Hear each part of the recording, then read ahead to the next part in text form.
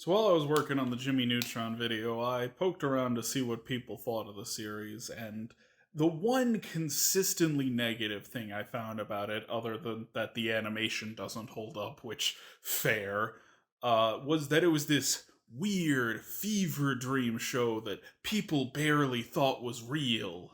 Now, obviously, I disagree. I love Jimmy Neutron. I think it was a fun, brilliantly written show, and I spent 5.5 hours explaining why it is I think that. But I do kind of sympathize with this view, in part because Jimmy Neutron was a weird show. There were certain episodes that if you were catching that without any context, you would probably think this is a weird, non existent fever dream show. But mostly I sympathize with that because I feel the exact same way about a different show from the creators of Jimmy Neutron. Well, good luck, young feller. Gredinsk!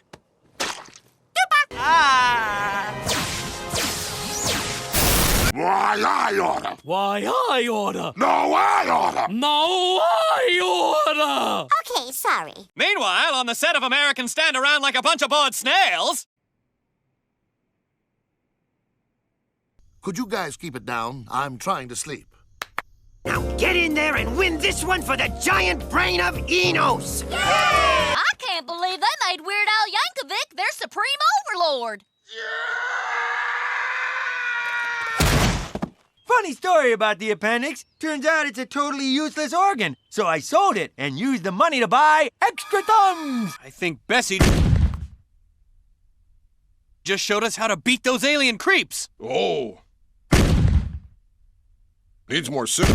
Following his run on Jimmy Neutron, producer Steve Odekirk began developing an old idea he had about a goof-off slacker cow based on Odekirk himself as a younger man. The idea would be turned into the 2006 film Barnyard and its 2007 spin-off Back at the Barnyard. Now, Back at the Barnyard was not even in the same league as Jimmy Neutron in terms of popularity. It's not getting a Universal ride or a Macy's Day balloon or an Easter egg in the Chippendale movie. Otis is never gonna be playable in any Nicktoons games, even though he should. Hashtag Otis Barnyard for All-Stars Brawl. But strangely, it persisted in a way most Nicktoons of its status didn't usually. Jimmy Neutron ran 59 episodes, Back at the Barnyard ran 52. Hell, Danny Phantom somehow ended up with like 49 episodes. When you account for Danny Phantom's 3 double-length episodes and Barnyard's movie, there's actually just a little bit more Barnyard than Danny Phantom. And on some level, that probably indicates that Jimmy Neutron and Danny Phantom maybe should have gone on longer than they actually did.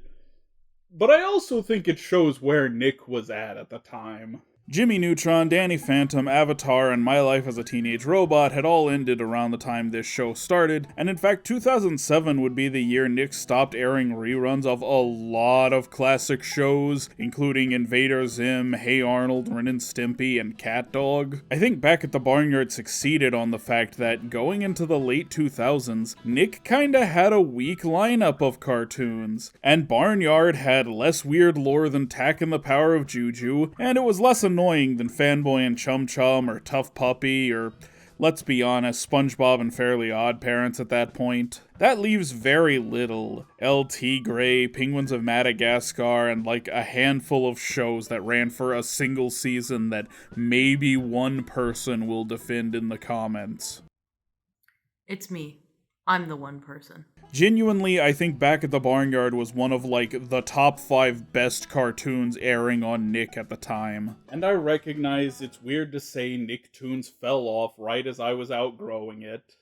Except I hadn't outgrown it. Foster's was still running on Cartoon Network, and Chowder and Flapjack had just started. Plus, 2007 was the year Disney dropped Phineas and Ferb, a show I followed all the way to the end. Well, the first end anyways. I was still in the preteen demographic, I still watched cartoons, and I didn't like most of what was on Nickelodeon. But don't worry, I'm sure by the mid-2010s Nick had sorted things out. I mean, by then they had Ninja Turtles, SpongeBob, SpongeBob, SpongeBob, SpongeBob, SpongeBob, SpongeBob, Fairly Odd Parents, and of course SpongeBob. So where did I fall on Back at the Barnyard as a kid? Well, I'd watch it, but it was literally my last choice. It was better than turning off the TV and, I don't know, playing outside.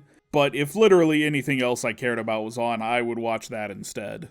Now with Jimmy, I saved the movie till the end of season 1 because I cared so much more about the TV show. To me, the Jimmy Neutron movie is a bit of a footnote to the show, and it just felt like that belonged at the end of the first video for narrative reasons. I am absolutely not releasing more than one video about fucking Back at the Barnyard, so I see no narrative reason to put off discussing the movie. And honestly, despite Barnyard seemingly getting a similar deal to Jimmy Neutron, a feature film debut full of assets they can reuse for the show that was already in production, Back at the Barnyard somehow felt like more of a TV spin-off of a movie rather than the other way around. The Jimmy Neutron movie feels like part of the series. It was bigger and grander, sure, but it was the movie. I don't see it as any different than the Rugrats or SpongeBob movies. Barnyard and Back at the Barnyard just feel so disconnected. Mostly its tone. The movie just feels more movie, if that makes any sense. I guess I should say self-contained. Like the Jimmy Neutron movie feels like an adventure in the life of an adventurous kid, and the show was more of those adventures. Barnyard feels like a self-contained coming-of-age tale where Otis must grow up and become a leader, something he's not allowed to retain for the series. And honestly, the characters feel a little different in the film. They're all party-obsessed, where their show counterparts are just insane. Like, they still love to party, but they're not motivated by partying quite like they are in the movie. That's the main difference, though it certainly doesn't help that lead actors are different across both iterations. See, the Jimmy Neutron movie played this well. All the regularly recurring characters are played by the voice actors from the show. They slipped the celebrity voices into the two villains who aren't a major part of the series. They do show up, but they're easy to recast. Barnyard, however, decided the movie should star Kevin James and Courtney Cox as Otis and his love interest, two actors who obviously weren't going to be in the show. So Otis would later be recast with the Nerdist Chris Hardwick. I didn't know that website name referred to a specific person, but yeah, apparently the Nerdist is Chris Hardwick, the voice of Otis Barnyard. And then they completely replaced Courtney Cox's character, and I don't want to get too far ahead of myself, but that was a good call. I like Abby a lot better than Daisy. And that's not to mention all the celebrity characters who just don't come back in the series. Sam Elliott as Otis's father Ben, Danny Glover as Miles the Mule, even Andy McDowell voices a hen for some reason. Now I remember not liking the movie as much as the show. I was mostly bored by this one. And I'll tell you this much, it's never a good sign when the quotes on the box are from a local news station, especially if they're talking about how family-friendly the film is. So, I guess we'll see. The film opens how every episode of the show would, introducing us to the secret world of talking animals. We meet the leader of the barn, a cow named Ben, who worries about his son Otis. Cut to the main cast. Otis is a goofball party animal, but Ben hopes to instill some sense of responsibility in him, since he'll have to take over the barn after his death. I'm sure it'll stick. Then we got Pip, a mouse voiced by Jeffrey Garcia, the voice of Sheen. Pip is a cool dude, smooth with the ladies and always down for a good time. Then there's Pig the Pig, voiced by comedian Teeny Insana. I don't know why he's the only one whose name is the animal he is. Maybe he has a real name and Pig is just his nickname. He's into eating anything, and despite being fairly stupid, is honestly one of the more capable animals. He has a variety of skills and seems more content with his place in the world than most of the others. Then there's Peck the Rooster, an effeminate chicken voiced by Rob Paulson. That's 3 for 3 on Rob Paulson appearing in the shows I review. Also returning is Cam Clark, who voiced the villain in the Pirates Who Don't Do Anything movie. Remember that? Of course, he's best known for playing Leonardo in the 1987 Ninja Turtles cartoon, alongside Paulson as Donatello. He plays Freddy, a ferret with a deep desire to eat his best friend Peck. I ship it. Also, why is this Cam Clark's best performance? Like, I love him, but even in some of his best stuff, I never lose the sense that it's Cam Clark, or, if I'm being completely honest, 87 Leonardo. I can never see past that with any of his characters except Freddy. He's just wild and pitchy enough that I often forget it's Cam Clark. Wanda Sykes plays Bessie in both the movie and the show. That's a pretty big name for Back at the Barnyard. She is a Wanda Sykes character. You kinda get her whole deal from the voice. Pip is into her because apparently Jeffrey Garcia's character always has to go after the black secondary female lead. What a weirdly specific trope. Comedian Dom Herrera, probably best known as Ernie on Hey Arnold, voices Duke the dog. I think he's the least funny or memorable character. His bit is just being a dog, and he's generally both dumber and less completely unhinged than the others. That's not to say he doesn't have his moments, he's just my least favorite of the main cast.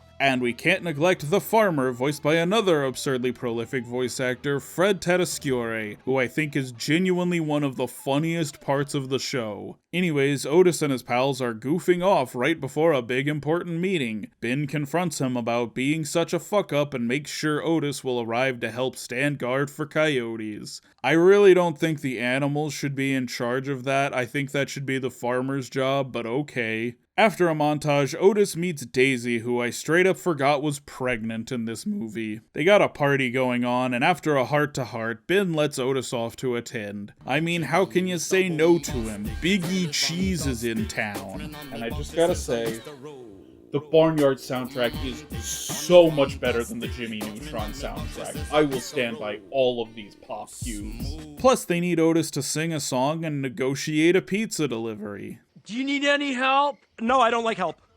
It's just against my religion. I'm a no-helpian.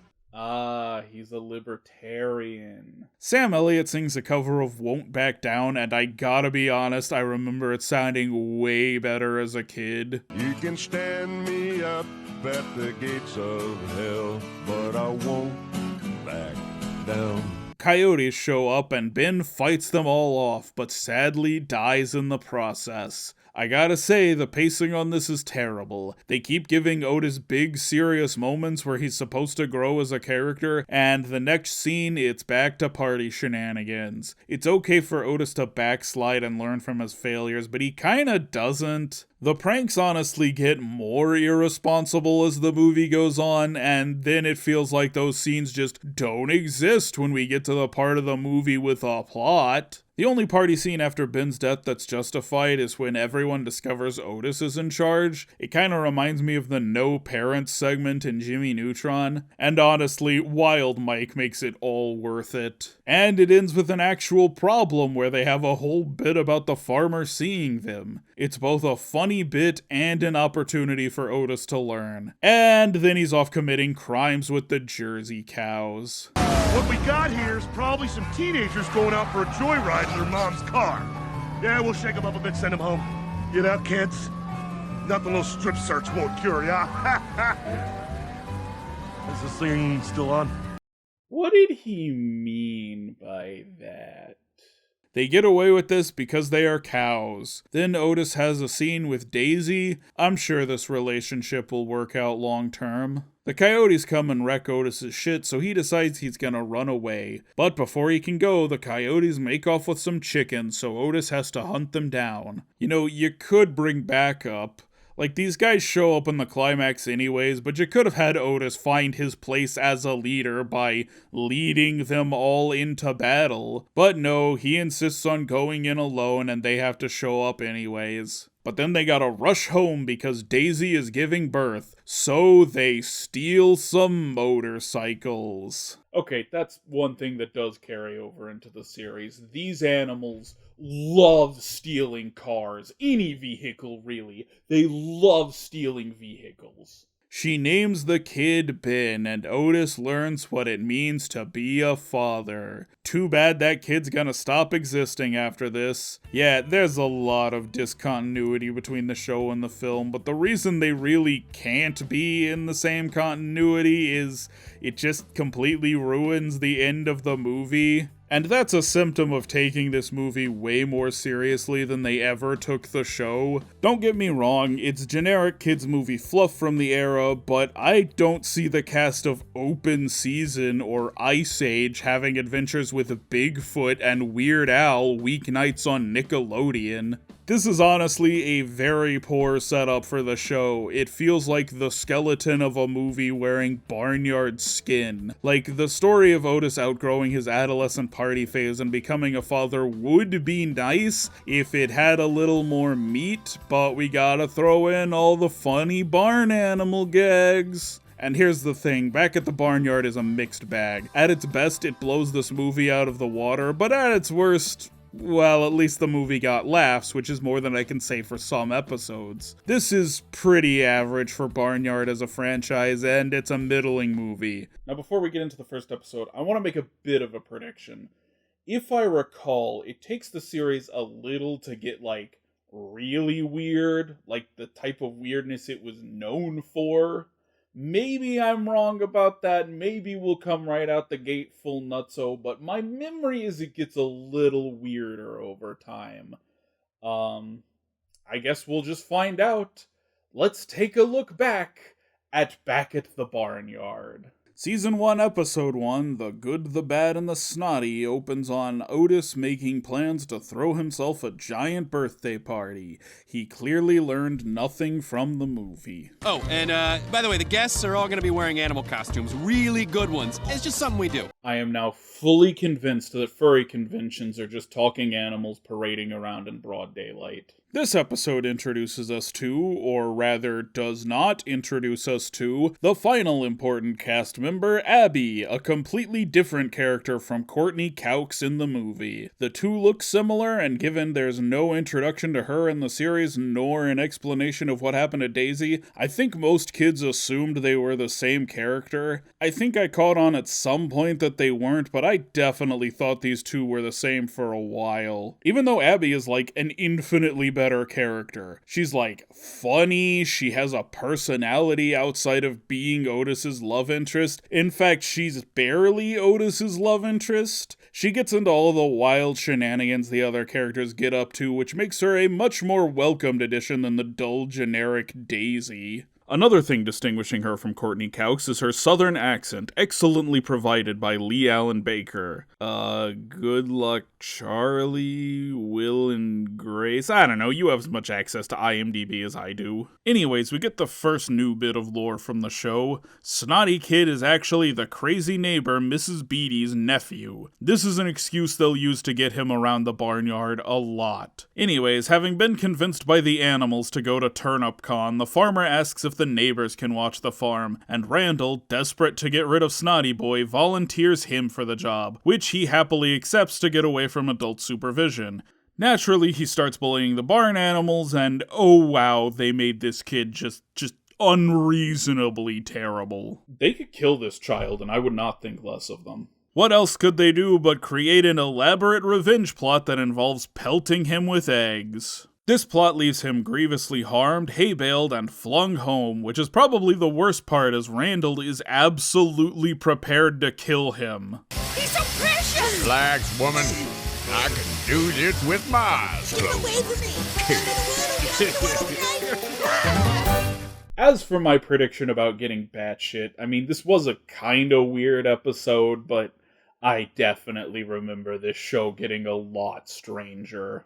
I kinda prefer the nonsense. I may be singing a different tune by the end of this, but for now, the unhinged moments are the clear highlight. Huh. Corn dog.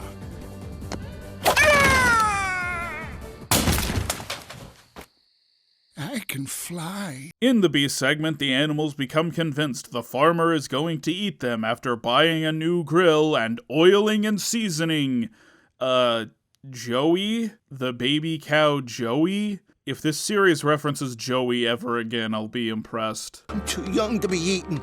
Too young. Dude, get a grip. You're a dog. The farmer's not going to eat you. What, you're saying I wouldn't be nice with some low-fat chips and a nice cherry cola? Otis says the farmer would never abandon his vegan lifestyle because he loves them, and, I suppose being vegan really matters in this universe? Or else the sentient cows are just okay with being eaten? Like that pig in Restaurant at the End of the Universe. Now, this raises a particular question. Why does the farmer have an entire farm if he has no intention of eating these animals or, selling them for meat? I mean, sure, he could milk the cows, he could get wool from the sheep, but why a pig? A pig is only good for meat. Which brings me to my first Barnyard fan theory. The farmer is fucking loaded. There's actually a few episodes that suggest this, but my basic idea is that the farmer is just a lonely old guy who loved animals and had a massive fortune. So he bought some land and a few animals just to care for with no intent of ever turning a profit. It would explain where all the crazy stuff the animals buy comes from, and he must have a lot to not notice their absurd spending habits. Anyways, eventually Otis is convinced the farmer is going to eat them and begins formulating an escape plan. So pack your things. We're leaving the barnyard forever. I'm sure that will actually happen in the pilot. The barnyard will never be seen again after the first episode of Back at the Barnyard. They escape in a balloon that crash lands in a golf course, a location that actually comes back in the series. Relax, I'm just heading for that bank of dark storm clouds to avoid being spotted. Here the animals are happy, but Otis, and only Otis, begins to feel guilt about the ones that got left behind to be eaten by the farmer. So they rush home and yep, it was all a misunderstanding. The grill is for tick treatment and the oil makes their fur softer. Can you believe it? Also, Otis is building the farmer a sculpture out of cream cheese. Man, if my cow made a pretty accurate sculpture of me, I'd definitely suspect that was a pretty smart cow. Suppose it helps that his hoof is a floppy hand with an opposable thumb. So, these aren't very good introductory episodes. I guess opening on Otis wanting to throw a party ties back to the movie, but you couldn't spend, 2 seconds introducing Abby. And with that, let's move on to episode 2. We start on Otis and Pip being suspiciously mild-mannered. Oh, honestly, Otis, sometimes you're so mild-mannered. No, he's not. He's a party animal. That's like his whole thing. But after reports of pigs stinking up the barn, Cowman and Ratboy find him rubbing his pet skunk. Is the skunk sentient? Literally every other animal on the series is. Maybe he and Pig are in a relationship and he's really into pet play? Enjoy that image in your brain. It's wild watching these first 2 episodes and seeing the origins of all the clips from the theme song. I'd say there's far more clips from the show than the movie compared to Jimmy Neutron's theme. Anyway, after his friends get fed up with the abuse from his superhero shtick, Cowman goes to the Grand Canyon to brood. Dude, cannot drive and beat your high score at the same time. Sure you can, dude. Just let go of the round thingy. Oh yeah, completely. This is Thelma and Louise for men. These guys are funny in small doses, but I worry about the joke getting played out. And holy shit, Otis actually is a superhero if he can hoist that entire car up the cliff. Seeing Otis on the news makes his friends totally forget about the previous bodily harm he caused them, and he proposes they become heroes with him. But learning of a nearby robbery, he runs off to stop the robber by spraying milk on the road. That would not work like that. He bursts into the crazy lady's house, who, upon hearing Cowman is after him, teams up with him to expose Cowman. It's honestly funny how quickly she's prepared to work with a dangerous criminal, and how much she weirds him out. Honestly, I'm on board with this one. It's wacky and has a lot of fun moments. Paranoid man reporting! Stop looking at me! Which is not something I can say about the B segment. Otis saves Duke, and he's gonna be loyal to him forever, but he's annoying. So Otis tries to fake life-threatening situations so Duke can save him and they'll be even. But Duke keeps fucking up, and Otis has to save him even more. Yes, we're doing this. There's no subversion, there's nothing to elevate it, there just happens to be a few good jokes crammed in there. I keep forgetting if we're supposed to use 1 ounce of blast powder or 1 78-pound barrel of blast powder. Well, you know what the old saying is. When in doubt, go with the larger of the 2 amounts of blast powder. Yeah! Otherwise, there's not much to say about this one. You've seen it all before. Up next is episode 3, Shea Pig, which is one of the episodes I remember entirely because of this. It's your birthday, make a mess. It's your birthday, wear a dress. It's your birthday, you look swell. It's your birthday, tip us well.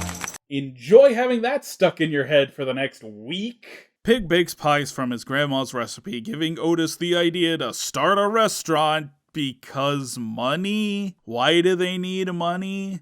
It's such a weird motivator for talking barn animals. This plays out exactly as expected, with the crew getting greedy and Pig getting upset at them and quitting right before the billionaire from the cover of Dirty, Rotten, Filthy, Stinkin' Rich shows up to make them dirty, rotten, filthy, stinkin' rich. I'm sorry, I had a weird hair metal phase in high school.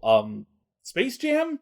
You guys know Space Jam. He looks like the villain from Space Jam. It plays out exactly how you expect, but it also kind of rushes through all that to get to the animals do restaurant jokes part. All around the Truffle Cafe, the people don't suspect it, but to their delighted surprise, pop! They're rejected! That's for the best, I think, but honestly, if all you wanted was animal restaurant antics, the whole Pig's grandma thing was unnecessary. Just have Otis run in and say, let's start a restaurant. Then in The Right Cow, Otis is telling stories about being an astronaut when a space chimp crashes onto the farm. What convenient timing. Don't zap me! It wasn't my fault! I pressed all the right buttons! Whoa, no one's gonna zap you. It's okay. And the computer froze! I mean, what was I supposed to do? Wait a minute. Are you people animals? Does this chimp usually speak with the guys at NASA? Does NASA know about talking animals? This is Bingo, played beautifully by the beloved Mark DiCarlo. You know, the voice of Hugh. Gaze upon my opposable thumbs and tremble! Now, of course, we haven't used space chimps since the 60s, and there's just, like, so much going on that just makes no sense logically, but it's not really worth dissecting because it's Barnyard. Things get weird. If you're gonna question this, you're not prepared for the journey. We only got one bylaw. Otis is the leader, so he calls the shots. That's, alarmingly authoritarian. But, Otis doesn't really seem to hold that much authority, and I mean, no one seems to mind. No one, that is, except for Bingo, who's sick of being bossed around. So he sends Otis to space and stages a coup. Highlight of the episode is Peck and Freddy thinking Bingo's an alien, and I think they knew it because they run that joke into the ground. Oh, and the animals depose Bingo and get Otis home. Yay, long live our glorious leader. Then we get an episode of the animals at their most criminal. They're trying to steal the crazy lady's car, then accidentally cause her to crash and leave her to take the blame. They even celebrate her getting sent to a mental hospital until Captain Paranoia starts going on about shock treatment. Otis, who believes him for some reason, doesn't want that to happen to her and must plead with the others to save her. It's weird. Most of the time, Otis is dumb and reckless and causing problems for the other animals, but somehow when they're all together, he becomes like the moral center? And I don't know, I kind of prefer the idea of Otis being like the one half decent character, while the rest are just chaos gremlins. Anyways, they break in and break her out by pretending to be doctors. That doctor is a genius. I haven't seen a single talking animal since I've been home. The refrigerator magnets are giving me a hard time. See, I kind of like the implication here that the animal's gaslighting is genuinely driving this woman insane. Like, at first it's, haha, she seems crazy, but she's secretly right. But slowly she's going to become actually crazy, and I think that's funny. Thanks, Doc. You're a lifesaver. Oh, it was my pleasure. I'm glad you... Ah! Talking ferret! Go to the rainforest. Pitter-patter, pitter-patter, pitter-patter, pitter-patter. Excuse me, Doctor. I'm your 4 o'clock. In segment B, we get some farmer lore. Apparently he's a widower who cries in the barn all the time, even though he has never done this before or since. So to get him out of their hair, the gang set up a dating profile for him, and soon enough he's dating Ivana Sugar Daddy. Can you guess the twist with her? Yet she hates the animals and is only dating the farmer for his money. So they get Pig to pretend to be a rich playboy to get rid of her, and he falls in love with her to the point he reveals himself as a talking pig. At which point I guess Otis says fuck it and threatens her directly. And I gotta say, this woman takes talking barn animals pretty easy. Like, she's more concerned about keeping things up with the farmer than this stunning revelation about the relationship between human and animal. She just tells the farmer the animals are being mean. I guess she just keeps this secret to herself forever. But forced to pick between her and the animals, the farmer chooses our heroes, and they reward him with the cruise they were gonna use to get rid of Ivana. And I regret to inform you, the farmer has hose. So, you guys remember how Jimmy Neutron brought up hypnosis, like, a lot? Like, to the point that I started pointing it out? Well, wouldn't it be weird if it showed up in this show, where it has even less of an excuse to be here? In fairness, unlike Jimmy Neutron that really liked to associate it with explicitly the hottest character, this episode uses it for a lot of lol random humor. Kinda like Evil Jimmy did, but I think that was funnier. Put me down! Help! Someone! Tonight we do the monkey dance! Not the monkey dance! The front half of this episode is kind of weird. Otis is just making his friends do goofy shit. That's what Evil Jimmy did. And it's not like Jimmy's a particularly good guy. I'll feel guilty about this tomorrow. But that's hours away! Then, in an admittedly convoluted turn of events, Otis hypnotizes himself while watching an old boxing movie that convinces him, When you hear the bell, destroy farmer. And I hear the bell. Destroy farmer. So we get a hilarious sequence of Otis trying to murder the farmer. It's really funny. Plus, this episode gives us our first pig interruptions. How can you hate that? Dear Pig, today's show is about hypnosis. Is hypnosis real? What does it smell like? Am I hypnotized right now? Well, Rico, the answer is yes. Heck, they even set up Otis's loyalty to the farmer well. It's established within the show, but they actually have a subtle enough moment where Pip suggests they hypnotize the farmer, but Otis says he respects the farmer too much for that, thus elevating the tension of the situation. Oh, and they actually convince Otis he murdered the farmer, which is pretty funny. Not a fan of how it opens, but I like where they went with it. Farmer! I can't believe you're not butter! I promise I'll never fool with hypnotism again. Talking cow!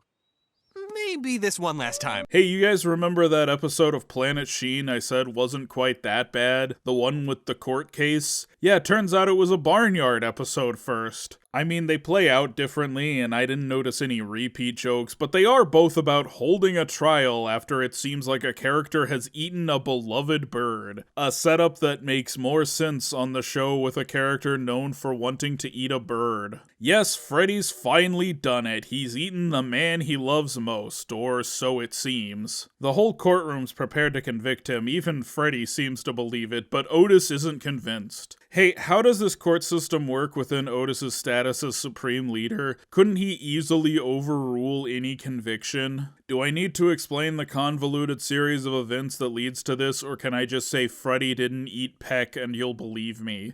Ugh. Peck was exchanging a cinnamon bun for feather ointment, but a hunger-crazed Freddy chased him down to get the bun and got hit on the head by the crazy lady, and Peck just wandered away. What about this creepy chicken serving book we found in your room? Oh, yeah, see, here's the thing. That's not mine. It belongs to a friend. He's a ferret, badger, named Freddy. Benny the Badger. Oh, fuck Benny the Badger. F-tier character. I don't know, it's a little ridiculous, but I like the episode we got out of it. The courtroom parody is funny. Freddy and Peck are typically good runner characters, but they do well with their own dedicated episode. They even give Duke a fun bit. But Duke, do you think the store will take me with the carrier smelling like this? Oh, right. Like I'm gonna fall for that old... Smelling? I'm intrigued by smells. Let's have a whiff. Ah, so long, sucker! Hey, get back here. You'll never get away with this. Is this a smell? Did you mean this? It is citrusy. It's a citrusy kind of thing, eh? Next, we got the Barnyard Games, an episode so legendary they made a video game spin-off of it. Duke tells Freddy he's not a farm animal, which I kinda wondered about. It is kinda weird to just let a ferret loose on your farm. But if he's not a member, then what was up with that trial? He's a free man, he doesn't live by your rules. They finally address that Abby is new to the farm, with Otis inviting her to join the game so she'll feel more welcome. Of course, she ends up doing better than him, so he tries to learn her secrets to sabotage her, in what feels like the show's first real suggestion of Abby and Otis being a thing. But he's just doing it to steal her secrets, and I don't know, I've spent time walking around at night talking to people I wasn't interested in. That's just not who these characters are. Anyways, Abby discovers his deception and enlists Bessie to get revenge. But both suspecting the other of faking a danger sign, jump off a cliff and bond as friends because they recognize the other cares about them. And apparently this runs off Jimmy Neutron's parent-child game rules, and the last event is the only one that matters, because Peck, who's been losing hard so far, wins this race and receives the prize, the barn stall next to the heater. He and Freddy have some cute moments in this one. Hell, he's competing for Freddy. Girl like her. This one's nice, nothing spectacular. Then we get Prank Wars. Oh boy, aren't you excited for Otis and Bessie's hilarious prank war? I don't know, man, he hypnotized her into being a cheerleader a few episodes ago. I feel like we're not gonna top that. Sure enough, the whole thing is about making her believe aliens are coming. A cliche so specific, there's a Community episode mocking it. So, Freddy and Peck get another runner about being scared of aliens, and Bessie breaks the fourth wall. Oh, let's all have a nice end of the show laugh. That's it. That's all the time we're spending on this one. It's exactly what you think it is. Bessie tricks Otis. Next. We've gone 2 days without an accident. Actually, it's 3 days. I'll change it.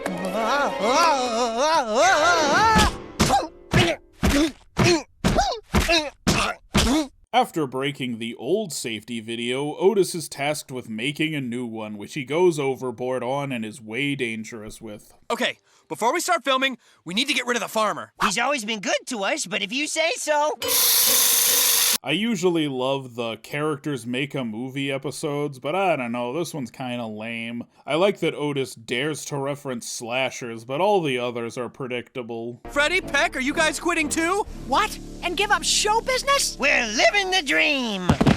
There's something almost depressingly meta about two of the most prolific voice actors of all time saying that line. And man, if I had a nickel for every Steve Odekirk production where the wind machine being used for a performance caused a tornado. Ultimately, Otis must sacrifice his films to save the day, so Bessie makes a safety video about Otis the Idiot Cow, which he seems okay with. Oh, that's awkward. That ain't good.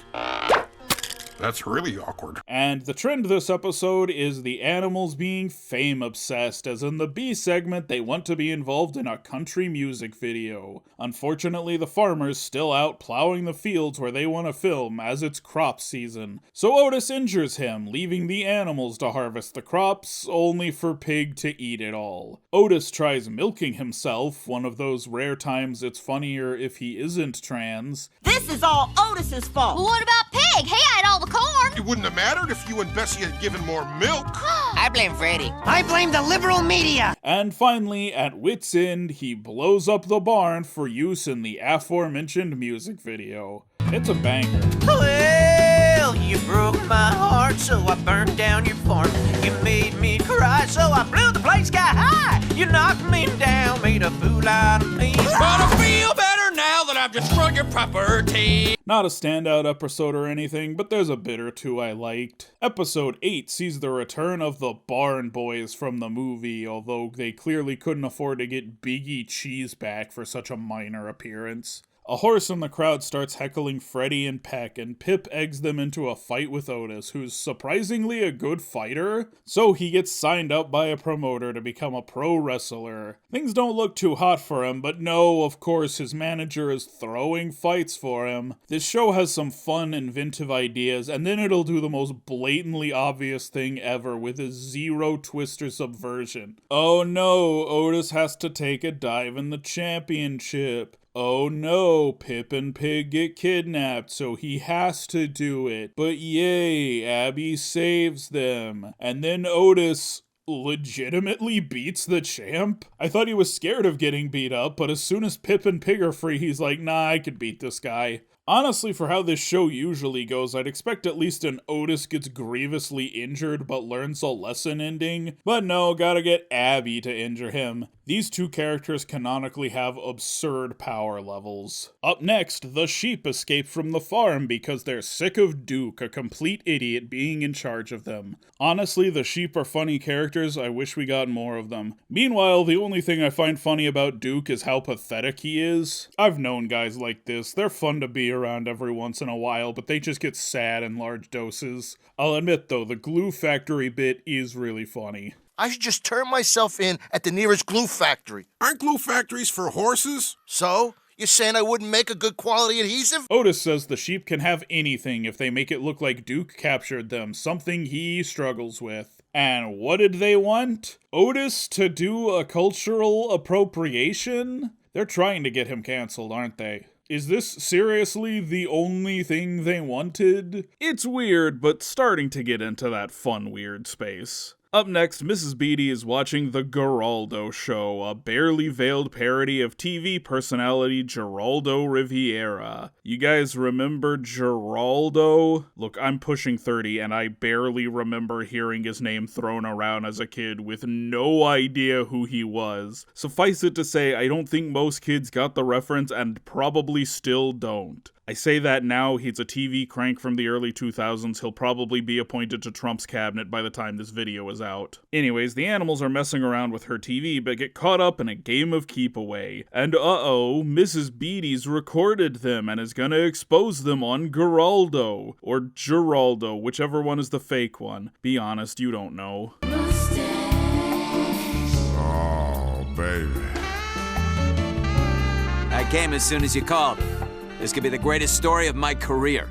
Oh, Geraldo, your mustache is even more luxurious in person. I'm fully aware of that. Let's set up. We go live in 1 hour. He says they're going live in 1 hour. You read lips? Of course. Also, I have a hidden microphone in her geraniums. There's only one thing they can do. Interrupt the broadcast with their own show.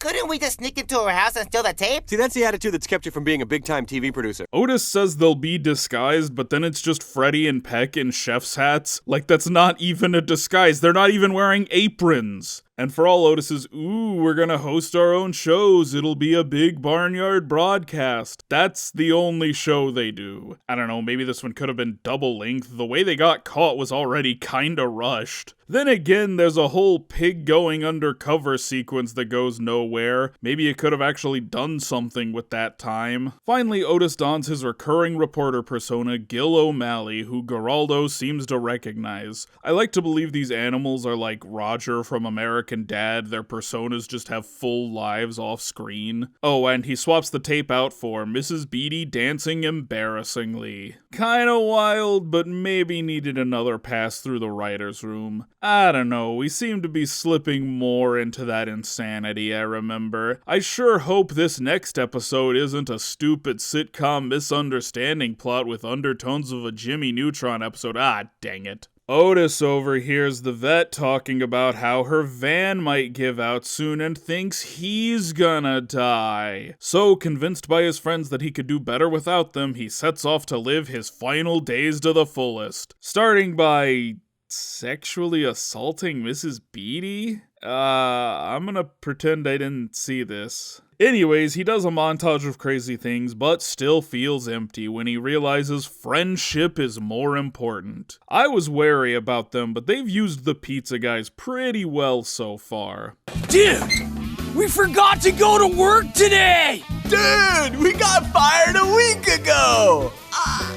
Awesome! But when he comes back to the barnyard, his friends do the Jimmy goes to college bit of pretending they don't miss him so he won't feel bad. Hey, Otis, what are you doing? What do you mean? I'm doing my signature low note. Oh, don't worry, we got it covered.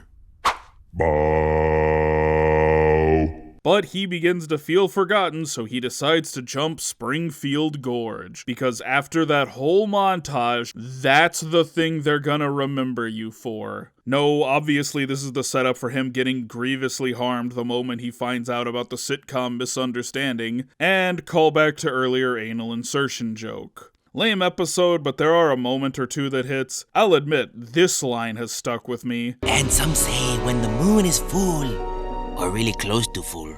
You know, like those times when you go, hey look, it's a full moon, and somebody else goes, no man, it's not totally full, see the edge? And you're like, whatever dude, I can see the whole moon. Hey, please. I think about that anytime I see a full moon. Luckily, we get right back on our march towards insanity with Otis season. It's Moose Appreciation Day, so Otis poorly disguises himself as a moose to get free food. Except everyone tries to kill him because now it's moose hunting season, so he steals a motorcycle. What the fuck is this continuity, man? I'm done questioning it.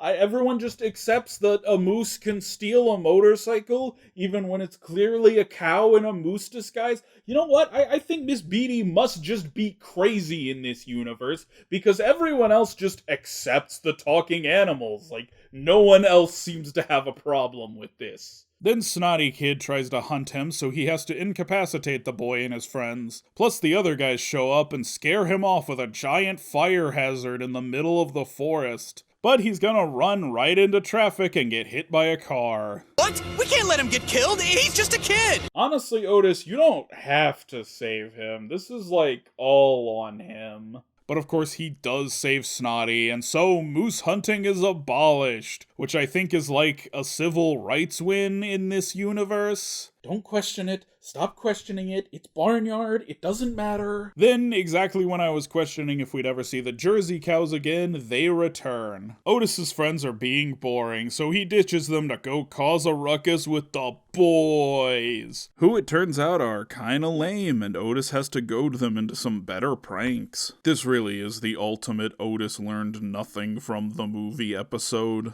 But when the cops show, they totally bail on Otis, leaving his friends to come bust him out of prison in what appears to be the crazy lady's car. Because yeah, his friends are not boring, they're unhinged. Oh, and this episode introduces some French-Canadian crows who come back a weird number of times. The next episode goes wild too, like just look at this. 1, 2, 3!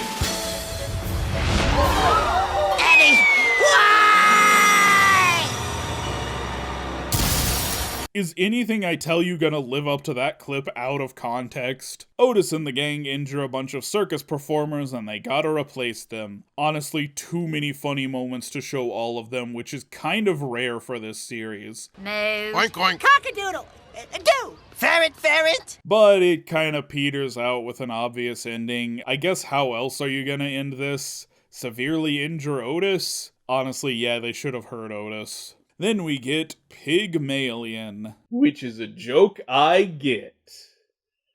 Because I happened to look up Pygmalion for completely unrelated reasons the same day I watched this episode. Just a quirk of good timing. But only porkers from the same royal lineage can park in it. This piggy palace. Just look for the telltale birthmark on that pampered high knees. Hey, pigs got the same birthmark. which I'll probably see in my nightmares tonight. Yeah, you can see where this is going. He gets inspected by the actual royal pigs who only approve of him when he's mean to his friends. And Otis's plan to ride Pig's success backfires because only Pig can come, which of course he doesn't do because why would he? These guys suck and his life is already great. A good reminder for Otis, who's always chasing the good life. Now, who wants to roll around in their own filth? We do! Actually, not so much. My filth is not good. Oh, I'm sorry, did I say Pygmalion was predictable? Because up next is A Barn Day's Night, the Beatles parody episode. Weevils? The only bugs I truly fear. To the Weevil Shelter! Do you think this band is going to implode? What if I told you it was so repetitive it just does 2 jokes from the Jimmy Neutron Battle of the Bands episode? The Otis experience needs to sound tight. What? The Otis experience? I'm thinking about changing our name. What about the Jimmy Neutron experience? And would you please refer to me by my new name, this? From now on, you will refer to me as the artist formerly known as Sheen. I guess they mix things up by including Peck as the one guy who doesn't get obsessed with fame. Not enough to save this episode. Otis went on to become a United States Senator. Abby became an F-16 fighter pilot. Freddie and Peck became co-anchors of a morning radio show in Cleveland. And Pig's the lead singer of a successful boy band. The end. Next, it's Freddy's birthday, and the barn animals have invited his parents, much to his horror, cause he doesn't want them to know he's gay. You mean you're not ashamed of me? Oh, honey, of course we are. Ashamed and disgraced. And don't forget humiliated. We'll probably have to change our names. And I'm sure our neighbors will pelt us with trash. I know I would. But as long as you're happy, dear, I guess we can learn to live with it. Some fun gags in this one, but it is just kinda one joke. After that, Snotty Kid gives himself amnesia, and it's like absolutely his fault. The animals did not try to hurt him, he was harassing them and got what was coming to him. And it inexplicably makes him nice and unlike his old self. I'm Pablo the Happy Unicorn with a friendly smile and a rainbow horn. I mean, it's weird, but it is a massive improvement over his usual behavior, so I'll take it. But really, that's just a B-plot for Pig to pretend to be Snotty Boy. Oh, this place is stupid! You're stupid too! No offense, sir. We get to see how sad Nathan's life is, and for a beautiful moment, he gets the boy he always wanted. But of course, that's not to last, as Snotty undoes the amnesia the only way cartoons know how. And it's Pig's connection to Nathan that reveals him as the phony. And it's a double dose of Snotty, which is dangerous territory. A little Snotty goes a long way. He captures Pip to feed his pet snake, who talks and acts just like him. He's not a jerk. You're a jerk. Ha ha ha. Hey, you talk just like him. That's so cute. It is not. But Pip notices they don't exactly have a good relationship and tries to sway the snake on his side. Meanwhile, Otis is distracted by that goddamn phone of his. Kids these days. Pip and the snake try to escape, but Snotty catches them, and even though Pip has an opportunity to run off, he comes back to save the snake. Eventually the others just break in and rescue Pip, and the snake learns to stand up for himself. And that's the first half of the first season of Back at the Barnyard. So let's assess where we are. I think the show has dipped into the insanity that kept me interested when I was younger, but that doesn't save it from doing some really lame episodes. Will we get to a point where the show is consistently wild enough to be enjoyable? Only time will tell. For now, we're at least better than we were doing at the start of the season. Stuff like Otis Season and Big Top Barnyard are fun enough that I actually kind of enjoyed them, but I'm prepared to admit it's a mixed bag. Oh yeah, shake it up, cows. I am the cow. Don't look at me like that, please. Look, I'm not proud. Oh, you're crazy, man. Alright, and now I want to talk about some Barnyard merch, because unsurprisingly, there is not a lot of it, and unfortunately, information is kind of equally hard to come by. both because no one cared to document this before, and also because searching for Barnyard toys doesn't exactly yield helpful results. So obviously most of the merch is from the movie, which gives us some kind of funny stuff, like a bin or even Jersey cow plushes, but I couldn't even find a picture of the full set of these. I was hoping to find some manufacturer information so I could maybe find like an archived product list or something just to see who all they made, but apparently this was either made by a subsidiary of Viacom or the people who made it just weren't given credit. So I'd say of the ones I could find, Pip and Daisy are the two most notable absences. Maybe those existed, maybe we even got like Duke, the farmer, Snotty Kid, we don't know. They had these hilarious Udder-shaped tags that occasionally said, "Ah, milk me" on them. I love how doofy some of them are. Peck looks especially bad. And outside interpretations of Freddy tend to look kinda horrifying, but I think they've actually gone too far in the other direction with this plush. That guy is too normal looking to be Freddy. Then there's these, which would have to be show merch because of Abby's inclusion, and were only made available in Europe. The only websites I can find them on are German websites, although the tag appears to be in French, so maybe these were French toys. They could also be bootlegs, although the tag makes me think otherwise. Then there's this guy, who I'm certain is a bootleg. Speaking of bootlegs, I found these definitely bootleg keychains of Otis, Pig, and one of the Gophers? And also this random chicken. What a selection. Also, Walmart had a deal where you could buy the DVD with a stuffed animal, but it was just a generic cow beanie baby. And then there's the 2 fast food tie-ins. Now, Jimmy Neutron's 2 fast food tie-ins were Burger King, which is kind of respectable, and Wendy's, which is decidedly a second-string kids' meal toy to be in. So imagine how obscure stuff gets for Barnyard. First, there was one for the movie at Red Rooster, an Australian fast food restaurant. And let me tell you, Googling Barnyard Red Rooster, just about as useless as Googling Barnyard toys. And the other was at KFC, which I thought was just some obscure late 2000s, early 2010s thing. But apparently KFC has been putting toys in their kids' meals since like the 80s, and they maybe still do. Now, the KFC branding does seem to be for back at the Barnyard, but these two lines absolutely just reused toys from each other. They've both got Joyriding Otis. The Red Rooster one uses plastic models for all the characters, while the KFC one has Otis sticking out the window with the Jersey cows relegated to stickers. And they both have nearly identical Otis riding tractor toys. I had to, look at them side by side to even see the difference. Now, the KFC version does have this mouse, which is the closest Pip has gotten to representation in any of these toys. They also both have wiggling pig figures, though Red Rooster's is more of a bobblehead, where KFC's is a vibrating pig. Now, Red Rooster had a flying peck and a rolling Freddy that I cannot find pictures of, and KFC had Freddy on a hang glider, which I can only find in its bag. Actually, this bag is the only reason I know these toys were from KFC. I also found this loose Daisy figure, and I don't know what it's from or what it goes to, so maybe it's part of these fast food lines. Apparently no one cares about Barnyard or KFC kids' meal toys enough to document these things.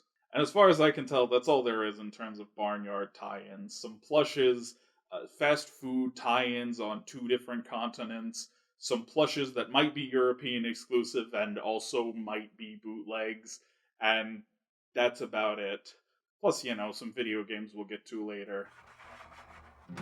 And one other weird thing. If your truck is stuck in a rut, you don't sit there crying. Just start it back up and you kick it into gear. Yeah, y'all. You show up to the dance, you won't see some dancing. Shake it till it break or sit it down in a chair. So get a start out slow, to lay way back and you go with the flow. But I know everybody's gonna stand in the chair when you could get in the gear. here in Nickelodeon Universe at the Mall of America to ride the Back at the Barnyard Hayride. And what's interesting about this is that it's specifically back at the Barnyard. That's Chris Hardwick Otis up there, not Kevin James. No Danny Phantom, no Jimmy Neutron, but they got it back at the Barnyard ride.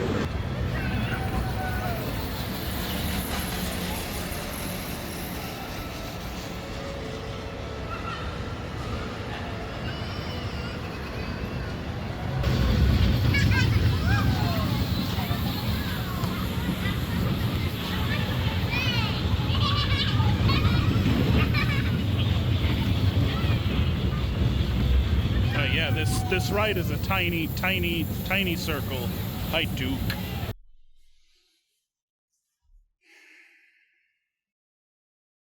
I had no expectations going into this, so consider me pleasantly disappointed.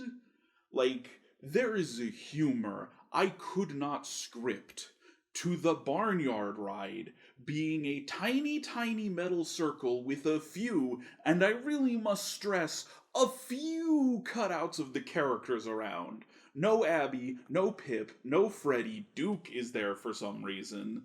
And it's all on one side of the track. It's not even the whole way around.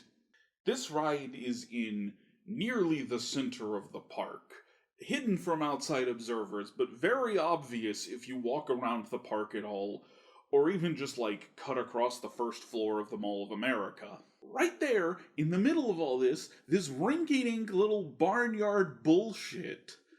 This is a baby ride for babies, except Back at the Barnyard is not a baby show. And also, it's been off the air for a decade. Like, the park is kind of dominated by Nick Jr. It's clearly a place meant for little kids. Even teenagers, I think, would find this place extremely lame. And yet somehow, all the Nick Jr. characters have more mature rides than Back at the Barnyard. Why not rebrand it? It's wooden cutouts. You could put any characters there. Does Nick even remember this place exists? I mean, clearly they do. They have some Loud House stuff around, even though there's not a Loud House ride at the park. Lincoln Loud is on more promotional material for this park than Otis Barnyard, a character who, objectively, has a ride. This place reeks of 2010's Nickelodeon, because that's when they built it, and they haven't bothered updating it. The place is dominated by SpongeBob, Fairly Odd Parents, Ninja Turtles, and Avatar. Rugrats is the one retro thing that's allowed to come back because, you know, Nick was the house the Rugrats built, even if SpongeBob has been living in that house the last 25 years. But it's 2010, and, well, what else can we shove in there? We don't really have anything else going on. Penguins of Madagascar would be too expensive to get, since I think they're already owned by Universal. Penguins of Madagascar could do better than Nickelodeon Universe. But hey, people watch that Back at the Barnyard show, right? Yeah, throw in a Back at the Barnyard ride for as cheap and as little effort as you possibly can. I've already mentioned all of the non-Nick Jr. shows that have a ride. You can find a few more in the gift shop, but not many. It's like Hey Arnold, Ren and Stimpy, Invader Zim, and I think I saw like one Danny Phantom thing. There was like a Danny Phantom ramen bowl, and that's it. No Jimmy Neutron, no Rocco's Modern Life, no My Life as a Teenage Robot, no Cat Dog, no Wild Thornberries. I am not kidding when I say to you the Hot Topic around the corner had a wider breadth of Nicktoons merch than the Nickelodeon theme park. But Barnyard isn't even allowed that indignity. The last remnant of a bygone era, still just chugging away right there in the center of the Mall of America. It's what Barnyard deserves, and it's what we deserve as a country. Anyways, let's finish season 1. Goddamn, not even like a welcome to Minnesota, or a now entering Minnesota. Just Minnesota. Just welcome to Minnesota, one lane, fuck you. Did we pass it? Are we over the border now? We are over the border. No welcome to Minnesota? Alright, well, we're in it, and there was no sign. Wow. Boo.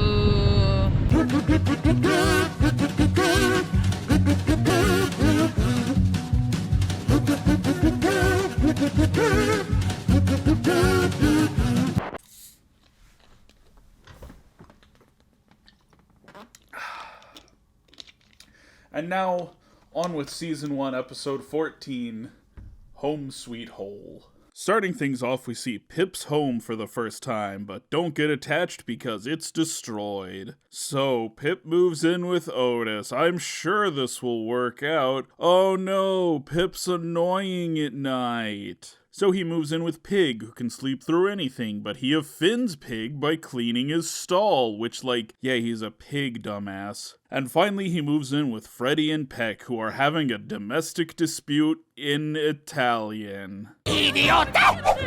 Stupido! I don't know, that kinda checks out for them. So now Pip is listening in on his friends. I'm sure he'll hear all of it and not just make assumptions based on the worst line out of context. Ah, milk me, it's another sitcom misunderstanding. Look, some ravenous hawk devoured him and spit out his pelt! Oh, it's too awful.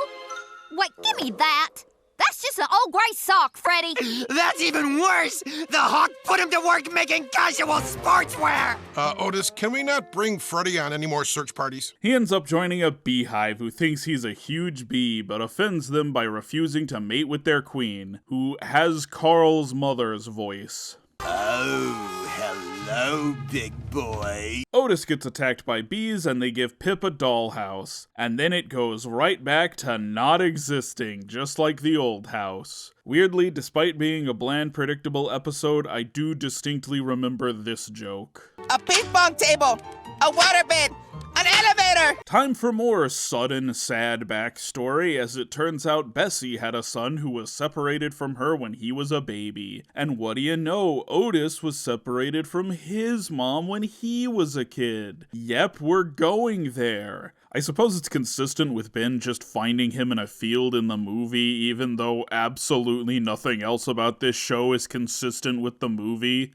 Honestly, I kinda hate how Bessie treats him like a baby and they never tell her, hey, you're being kinda crazy, Otis is an adult. Pranking people's wrong. But Bessie, you're the queen of pranks. Even though you haven't done any pranks outside of the episode where you claim to be queen of the pranks. Thinking Otis is too rebellious, she decides he needs a father figure. He had a father figure. And that father figure passed the torch down to Otis because he's an adult. I used to be a ship captain. Yo-de-do-do-do, yo-de-do. Hey, is that an iceberg? Yo-de-do-do-do, yo-de-do. She's about to marry Pip when Otis reveals he didn't get lost until a year after Bessie's kid disappeared. I don't know how he knew when Bessie's kid disappeared, but I'm way more focused on this. That bouquet's mine! No, mine! Get back! Who the flowers for, Peck? In the next episode, we find Otis and the boys have a secret club, and Abby wants to join. Not wanting her to cramp their style, they show her a deliberately bad time so she'll quit. Really, you guys would rather hang out with Duke than Abby? But of course, she discovers the deception, and as revenge, she opens a nicer club that everyone is allowed in? Wow, Abby is kind of a good friend, actually. I mean, she's awful to humans, but her friends she cares about. So Otis has to counter by building a working volcano. Are we surprised that this didn't go well? It's not the lamest episode. It has twists and jokes that pass, but I'm not into it. Then the gang are fantasy LARPing, and Otis and Abby get in a fight over the femboy elf. That checks out, honestly. Hey, Freddy, chill out. Every time we do a role-playing game, it takes you 2 weeks to get out of character. Don't worry, I have that problem completely under control. He's onto us. Act casual. But Snotty Boy arrives on the farm because he's fucking stupid. Seeing the animals talking, they have to convince him he's now in a magic kingdom, and he decides to try to take over. Oh, mighty Troll King, allow me to serve you well by teaching me your stupid ways. I don't know what you're saying. Oh, he's powerless without his mystical warlock gems. You need counseling. I'm taking over this kingdom! Okay, we just went from stupid to criminally insane. They have to trick him back into the outhouse, which they achieve thanks to Otis's insane archery skills. Both of these were fine, not absurdly lame, but not really absurd enough to be interesting either. Hey, you guys ready for another episode where they exploit Pig's hidden talents for nebulous fame and money? It's Barnyard Idol! Hi, Showfly Pie brings the boys to the yard, and they're like, that's really good pie. Yes, ma'am, that's really good pie. Pig can sing well and goes on an American Idol program, because apparently every show needed an American Idol episode. Very obvious parody, but they do get kinda funny with it, including the introduction of series regular Bigfoot. Bigfoot? How'd he get that sweet gig? Isn't everybody afraid of him? No, not since they had that hit song, No Fear Bigfoot. No fear, Bigfoot! Bigfoot, no fear!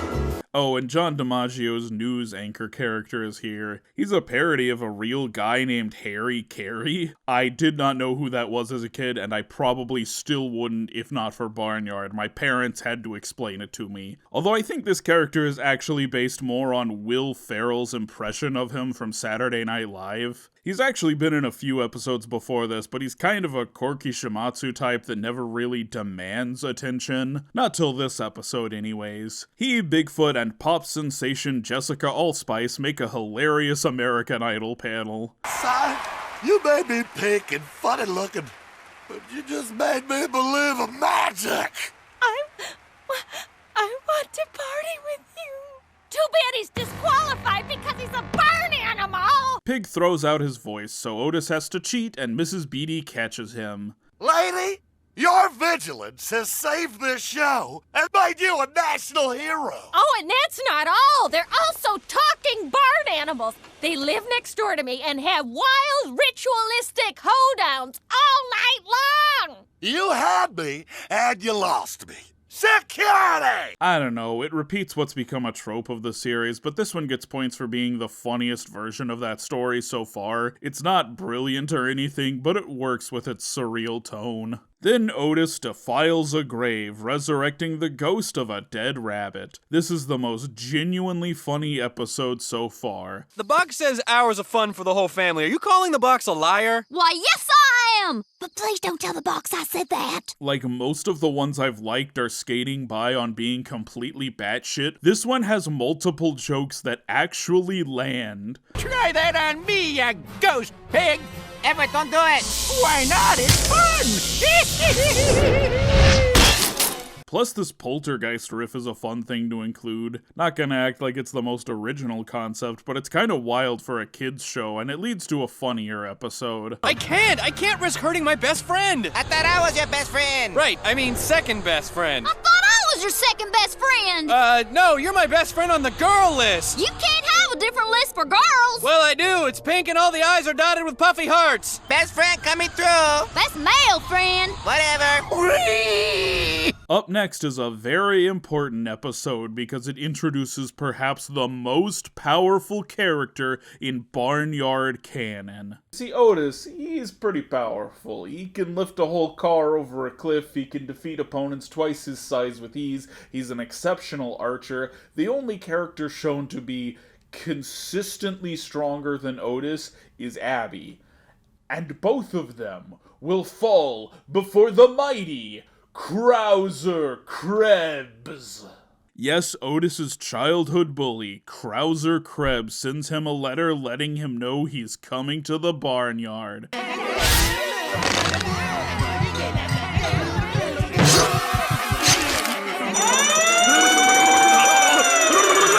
Otis's friends try to stop him, but he fights his way through not just Otis and Abby, but the other barn animals who, admittedly, all have pretty low power levels. Except maybe Pig. I think we've actually yet to see him at his full power. Hello, I'm Dr. Pig with a word about bullying. Bullying is a misdirected attempt at attention, rooted in anger and frustration. Ow! Hey, I'm a doctor! Don't hurt me! Help! Oh! But of course, this was all an act of self-defense, because when Krauser Krebs has Otis where he wants him, he apologizes for the terrible things he's done to Otis. And there is nothing stronger than admitting you were wrong, seeking forgiveness, and working to be a better person. Oh, also, he's voiced by Biff Tannen from Back to the Future, though he's actually coming kinda close to the angry Mark DiCarlo voice. I wasn't until your stupid friends attacked me! What are you people, maniacs?! So I guess to make it up to him, they put Mark DiCarlo in the B segment. Otis is a master at Fizbin, which is apparently a Star Trek reference. Anyway, he bets away the entire farm to a mob boss gopher, voiced by DiCarlo, who of course is cheating. And if I win? You get the entire barnyard. You are on. Otis, no! I can't believe you do such a thing! Excuse me? Have you ever met Otis? Just kinda lame, especially when it's gotta share an episode with Krauser Krebs, #1 Barnyard character. Like, honestly, both segments are kinda funny, but not great or anything. Totally skippable, if not for Krauser Krebs. Then we get Pecky Suave. Peck has a crush on Hannah, the very popular character Hannah, the character Peck famously has a crush on, who has definitely existed before this episode and will continue to exist long after it. That Hannah. Yet Peck is already in a relationship, come on. And I guess this proves everyone in their universe is completely stupid, because Otis disguises himself as Dr. Otis and sells a confidence booster outside the barn, and Peck falls for it. Why the deception? Just give it to him. Yeah, this is going pretty much exactly where you think it is. Peck gets overconfident, says some overdone jokes, and accepts a fight from Roost, the big rooster on the farm. There's kind of a joke about this being a cockfight. Chicken activist! Run in varying directions! And that's the only good part. This one is lame. Not only is this well-trodden territory that Barnyard does nothing interesting with, it's a really out-of-nowhere turn for Peck. I get that they're never actually gonna do Freddy and Peck, but who is Hannah? Why does Peck mention her in 0 other episodes? Well, it's because Peck is a comic relief character and dating some random chicken lady is not funny. They tried to make a funny episode out of it and it didn't work. The B segment is at least a Bigfoot episode, but it's certainly his weakest. For one thing, they've reset the clock on him by making everyone afraid of him. Based on how they treated Jimmy Neutron, I'm just gonna assume this was supposed to come out before Barnyard Idol. Bigfoot is terrorizing people, but Abby believes he's good, inviting him to join the barnyard. Otis remains suspicious while Mrs. Beatty tries to track down Bigfoot. If I could capture Bigfoot, I'd be a hero instead of the town kookaburra. Yeah, I think a lot of people have said that, actually. I'm sure it worked out for them. But is Otis's suspicion actually jealousy, as it seems Abby and Bigfoot are getting romantically involved? Abby can't let a relationship happen, though, as her heart belongs to another. Pig. Bigfoot saves Otis, so Otis does him a solid and pretends he's the creature everyone is afraid of. And Bigfoot flies off to an anime theme. Yeah, I've been giving some of the weirder episodes credit, but this is kind of the most obvious early internet era lol random humor you could come up with. Like, Bigfoot is already kinda an absurd character to throw into situations, which is honestly why I think Barnyard Idol was a better debut. Even the joke of him flying has already been done in the Tenacious D movie, and also this weird choose-your-own-adventure game where one specific ending has Bigfoot flying. This is somewhat recurring Bigfoot lore. So let's talk episode count. Back at the Barnyard is typically listed as having 52 episodes, although I don't quite agree with that number, and I'll explain why here in just a second. But Jimmy Neutron is typically listed as having 59 episodes, 7 more than Back at the Barnyard.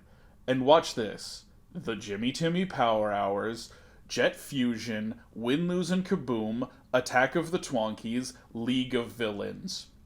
Jimmy Neutron is beating Back at the Barnyard on double-length event episodes.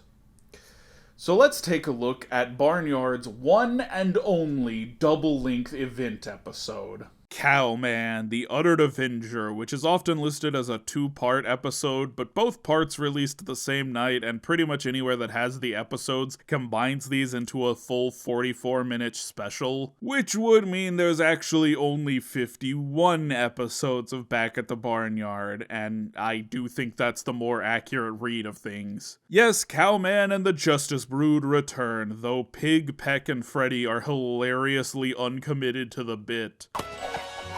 Justice Brood, assemble! Moo!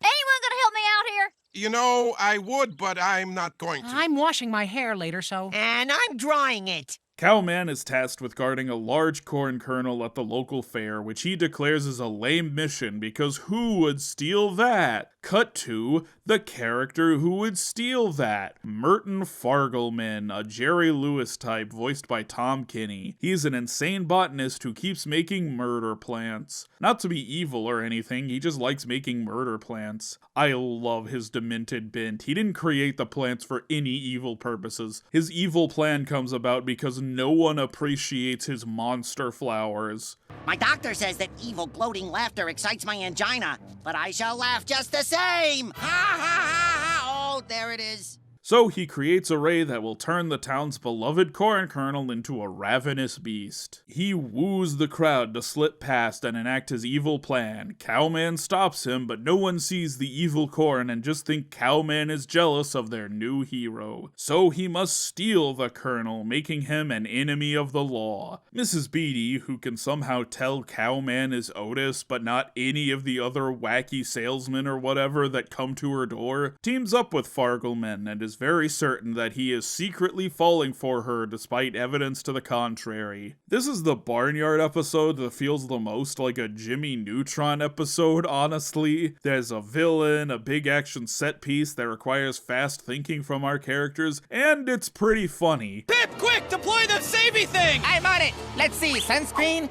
parking ticket. Hey, cool, a deck of cards. Sweet, we can play Go Fish. Do you have any coffins? Like, this is the funniest episode so far, and it's not just relying on absurdity. There are actually good jokes. What else could go wrong? Well, I could reach for the toothpaste and accidentally grab the rubber cement and glue my lips together. No, I said go wrong. Oh, you got me. Zing-ba-bing. Touche. Oh, I'm a gunslinger. I walked right into it. But, most importantly of all, Trans Otis confirmed. No, Mommy. No. Not a dress. I'm a boy cow, Mom. Ah! We did it, everyone. Trans Otis is real. Yeah, honestly, if you're looking for good episodes to revisit, this one's a big event episode that's pretty consistently funny. Best episode so far. And hey, after some disappointment earlier in this half of the season, this next one's good and weird too. Otis is an ace at a flying simulator, and apparently his grandfather was in the military. I'm not even gonna ask questions, especially not when this episode is this unhinged. Well, hello, sir. I am not a cow. Well, I can see that. I got eyes, ain't I? So Otis gets permission to fly a real plane and brings everyone on board to be his flight crew. How's our adorable stewardess? Otis, for the last time, that's Freddy and Peck's job. Yes, and the correct term is in-flight customer service representative. Thank you, Frederick. They're so gay. Otis gets famous for showboating, but then it nearly hurts his friends and he gives up flying altogether, until his friends need his help to save them. By the way, why do they call this plane Old Death Trap? 'Cause it's terribly unsafe. Good, just checking. Man, is there anything Otis can't do? I mean, besides defeat Krauser Krebs, or Abby for that matter. Again, this one wins points for being so completely absurd it's funny. But remember...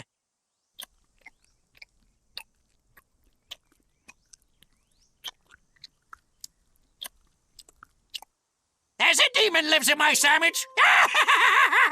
Next, Otis is, what else, showing off today as a daredevil who injures Peck, who's apparently the teacher for the Barnyard kids, including Joey. Hey, he did come back. Look at that. For killing Peck, Otis is put in charge of teaching and takes the opportunity to teach them all about rabble-rousing. Meanwhile, Duke continues his Starscream shtick. Dude, this is why you disappear for like 6 episodes at a time. Everyone hides from Duke in the silo, but whoa, the kids have rigged it with fireworks to prove how cool they are to Otis, and it launches the silo into the air. So they have to use math to save the day. Honestly, I don't know why Bessie put Otis in charge if she doesn't trust him. Why couldn't she teach the kids? What is she busy doing? Otis runs the whole barnyard. You could do this one thing. And of course it ends with Otis trying to learn to spell his name. Cut to some point earlier in the series where he wrote it just fine. Like most episodes, it's kinda dumb and obvious, but it has its moments. Now,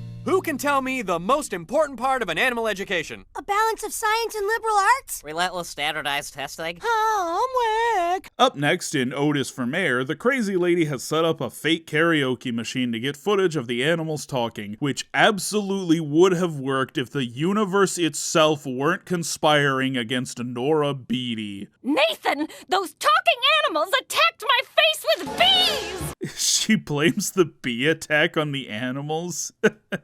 I love how broken she is. Anyways, the mayor has fallen into an icy lake and frozen, and Mrs. Beatty decides this is her opportunity. How much people accept Mrs. Beatty's insanity changes episode to episode. Sometimes they completely shut her out the moment she says talking barn animals, but today she wins them over with delicious fudge. So Otis must start a campaign against her since apparently no legitimate politicians want a shot at mayor. Honestly, the American political system is so stupid. A show as stupid as Barnyard does a really good job parodying it. What about my exciting new ideas? What do you people want? Ideas? Or someone who can do this? Ow! I'm a good candidate! Ned Bovine has nice hair and can break boards with his head. But did you know that he wants talking barnyard animals to raise your children? So the animals are just like a metaphor for homosexuality then. But they arrive at the final debate with a special surprise candidate, Bigfoot.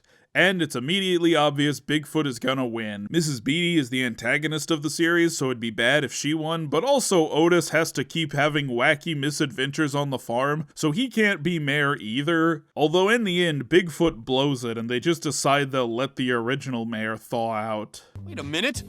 I got 0 votes. That means none of you guys even voted for me. Wait, well, which one I'm were you? registered as a non-voter.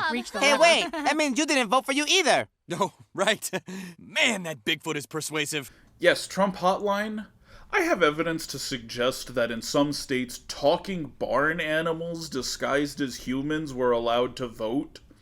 Yes, I'll hold. Yeah, this one's okay. Not amazing, but a laugh or two. By taking an active part in the political process, we've learned about tradition, civic duty, and the importance of... money! Who wants money? Wacka wacka do! Hey, you guys remember that episode of Jimmy Neutron that freaked me out as a kid? Flippy with the ventriloquist dummy? Remember how it ends on a weird cliffhanger suggesting Flippy might be back even though it was like the end of the series, so that obviously never happened? Well, it turns out Flippy did return, just not on Jimmy Neutron. Freddy keeps bombing at talent night, so the gang decide to build him a ventriloquist dummy. To the rainy day craft box!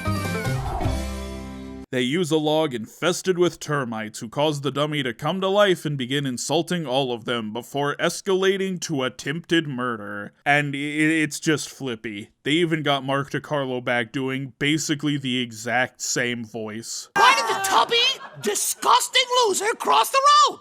To get away from Pig! I see his material hasn't improved. It is funny that the termites admit that trying to kill them was too far. Honestly, I think I like this episode better than Flippy. Up next, Pig is hormonal because he's at the age where his species gets married. Butterchurn, I can no longer resist your charms. Hold me.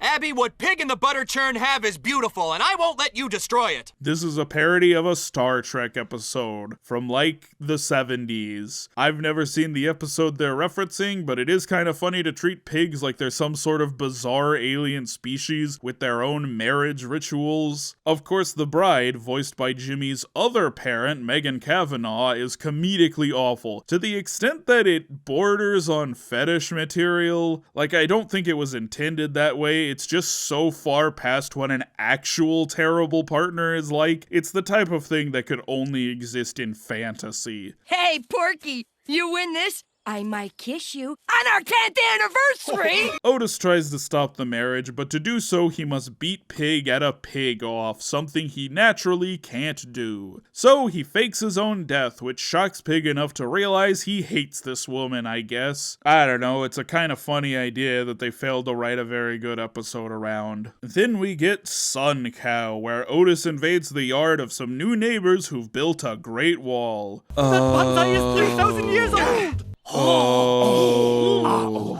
Silence! The wise one's getting to that. Man, you'd think Steve Odekirk would be sick of Kung Fu cows, but I guess not. So the Great Master, who is blind, believes Otis has a fifth nipple, making him a reincarnated sun cow. Of course, the nipple is actually a bee sting, but Otis figures he can milk this. Pun intended? You'll never guess whose reincarnated son got it! Hey, what are you doing with my stuff? 40-minute rule. You leave, we get your stuff. And as much as I'd like to nope my way right out of this one, it's apparently one of the more memorable episodes. See, before diving into this, I tried to remember as much as I could about Back at the Barnyard. I remembered maybe 2 or 3 episodes and like a handful of random assorted jokes. And it turns out 2 of those jokes are from this episode. First is Pig referring to fancy garbage as garbage, and the other is the animals falling for a Nigerian prince scam. Otis, the internet does not lie. Hey, a Nigerian prince needs us to deposit money in his account. That poor prince. I'll punch in the farmer's credit card numbers. Hang in there, your highness. So, give it some credit. There were 2 jokes from this one that stuck with me. Plus, as someone who served in the MST3K army, I think Mary Lou Retton is an inherently funny person to bring up. Wait! There's gotta be a better way! What would Mary Lou Retton do? Oh, Not here we again. go. Oh, alright, fine. Anyways, they shoo the others out so the sun cow can get his sacred bath of teriyaki sauce. That's right, the sun cow's destiny is to be the Thursday special at a Chinese food place. And Pip, the hardest character to spot, who just so happened to have left his cell phone behind so he can see all of this and warn the others, sees all of this and warns the others. So the gang throw together a Trojan horse, but then they just barge in with it and the plan fails almost immediately. They were disguising themselves as a fearsome dragon. Who do they think they are? Mary Lou Retton? So it's up to Otis to defeat the blind master in blindfolded kung fu. You'd think a blind kung fu master would be good at kung fu while blind, but no, he's just as bad as Otis is. Otis scares a bee into stinging him, and now the offensive stereotype cows think he has a 6th udder. And the master's just like, whoops, my bad, guess we're cool now, right? These cows are cannibals, or at least cannibal adjacent. They're serving their own kind for food, and that's just unresolved by the end of the episode. They are living next door to Sweeney Todd in Yellowface for the remainder of the series. How else could they end this but with a joke that young Frankenstein did 30 years earlier? And even that, it sort of played as a classic throwback gag. Most out-of-pocket Barnyard episode. Moving on. Next, Pig is playing Guess the Stench with the gang when Skunky attacks Duke, not only spraying him, but causing him to fall into a bunch of other stinky stuff. The continuity of Back at the Barnyard is so thin, it's baffling to me that Pig's non-sentient pet skunk is a recurring element. Anyways, Otis and Pig dress up to take Duke to the vet to get washed. Why doesn't the farmer do this? Duke meets another dog, Baxter, who he lies to about how good his life is. But Baxter, who's apparently got serious medical issues, decides Duke's life sounds great and swaps places with him. Baxter is voiced excellently by Kevin McDonald. You know, Pleakley, the purple tallest.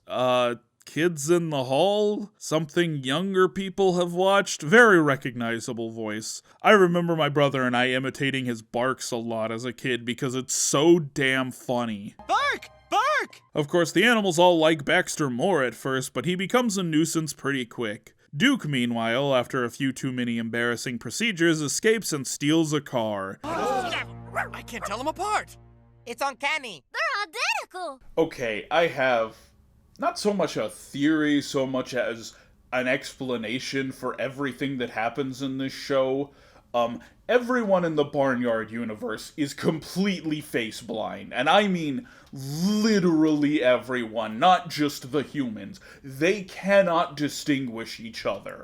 In the end, Skunky attacks him, proving him to be the real Duke.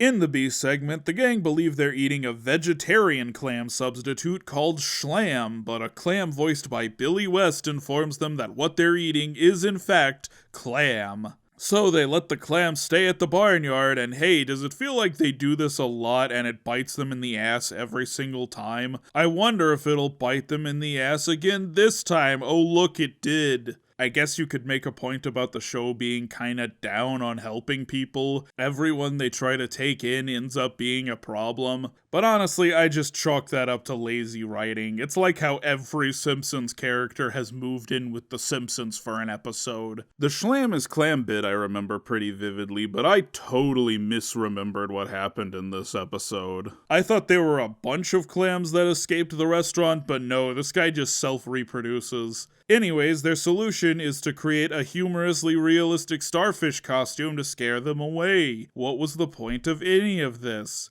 This feels like an episode that exists purely for the jokes, but the jokes aren't very good, so like, why even do this? 'Cause it's funny to see Billy West as a clam? I mean, yeah, it is. Oh, and they got this waiter that seems like a parody of Tattoo from Fantasy Island? I'd make a joke, but clearly Barnyard is prepared to just make references no kid will get. He doesn't even do any classic Tattoo bits. He doesn't say deplane, or anything. Why is he here? For the only good joke of the episode? Look at this one! Could a real human ever be this tiny? My cousin Lupe is half that height. Nah, I'll give him that one. Next is Caddyshack, an episode that teeters between tired cartoon cliches, lol random humor, and jokes that genuinely land enough that it kinda works. Like, I appreciate that this just exists for the jokes, and they pack a lot of them in. Some of them are dumb, some of them are overdone, and some of them are completely meaningless, but haha, he said something random. Heck, some of them are even funny. At least nothing exploded this time. Otis damages his crazy friend's appendix, so he enters the annual Appendix Golf Tournament, where he goes up against a snobby rich dude. He makes it to hole 17 with a 300-stroke lead, but is grievously injured by Freddie and Peck. So Pig, who is terrible at golf, must take over and naturally blows the lead. And with that spectacular shot on the 18th hole, it's a tie ball game! Pig, a hole-in-one will win this for us! If it's a tie game, then a hole-in-one won't mean anything. They need to be down by at least 2 strokes for a hole-in-one to matter. Do the writers even know how golf works? Anyways, a running gag gives Pig the focus he needs to understand golf and win the big game. Be the ball, piggy, be the ball, little piggy. Oh, I got to go. There's a rainbow in my noggin.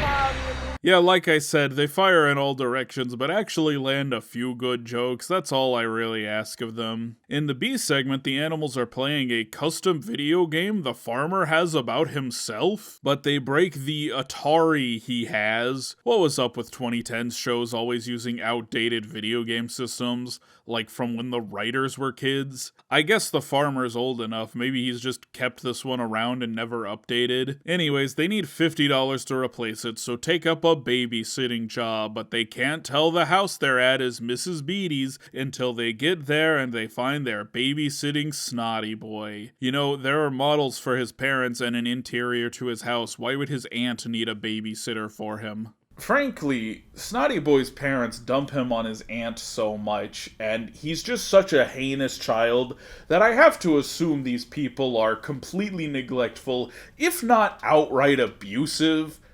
He might actually be better off with his mentally unstable aunt. Delighted. How-do-do-lo. Please, sir, may I have some more? This won't end well.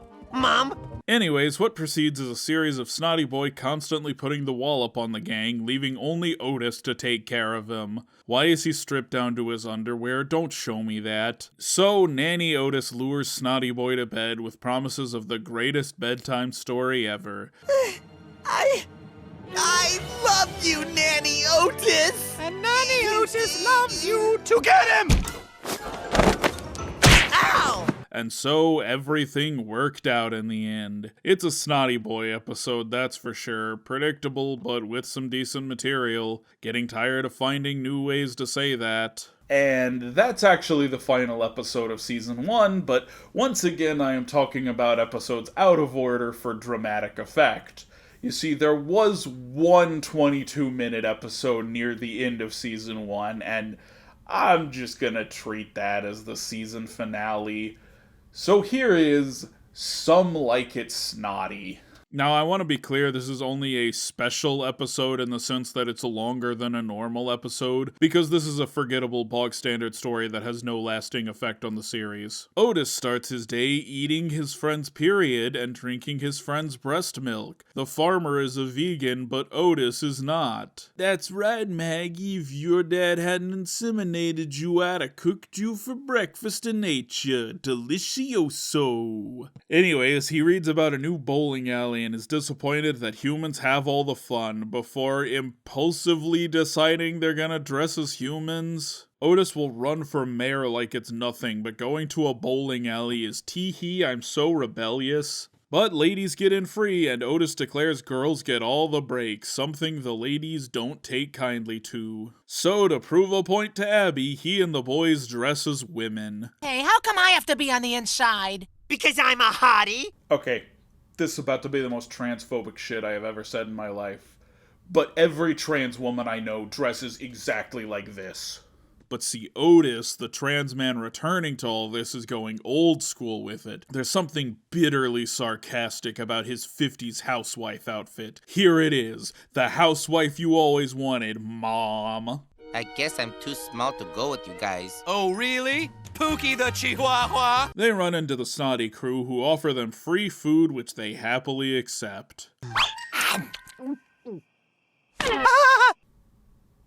No comment.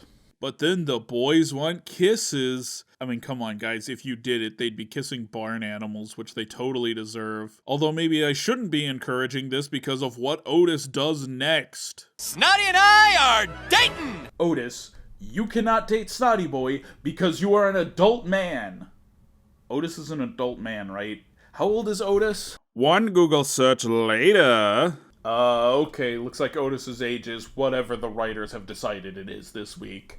But I don't know, he can drive a car. He should not be dating Snotty Boy, even if it is just for the gifts. We'll both have the Chez French coupon special beef patty. It comes with hooves, and it's totally free with my coupon. Oh, no, I'm a vegetarian. I can't have meat. Then starve! Anyways, he gets Snotty to bring him to a big wrestling event where they take a volunteer tag team from the audience, because why wouldn't they do that? Luckily, Otis is famously super powerful and defeats these guys with no problem. And he catches Snotty Boy with another girl who turns out to be a horse. Honestly, if there's one character who should have figured out about the talking barn animals by now, it's Snotty Boy. So, they didn't really have enough plot to stretch this to 22 minutes, but they fill a lot of the dead space by just letting the characters riff. Dude, you love being with Snotty Boy? No, I hate the little freak, but I love all the stuff. Otis, that is just so wrong. Yeah, wrong like a fox. With stuff.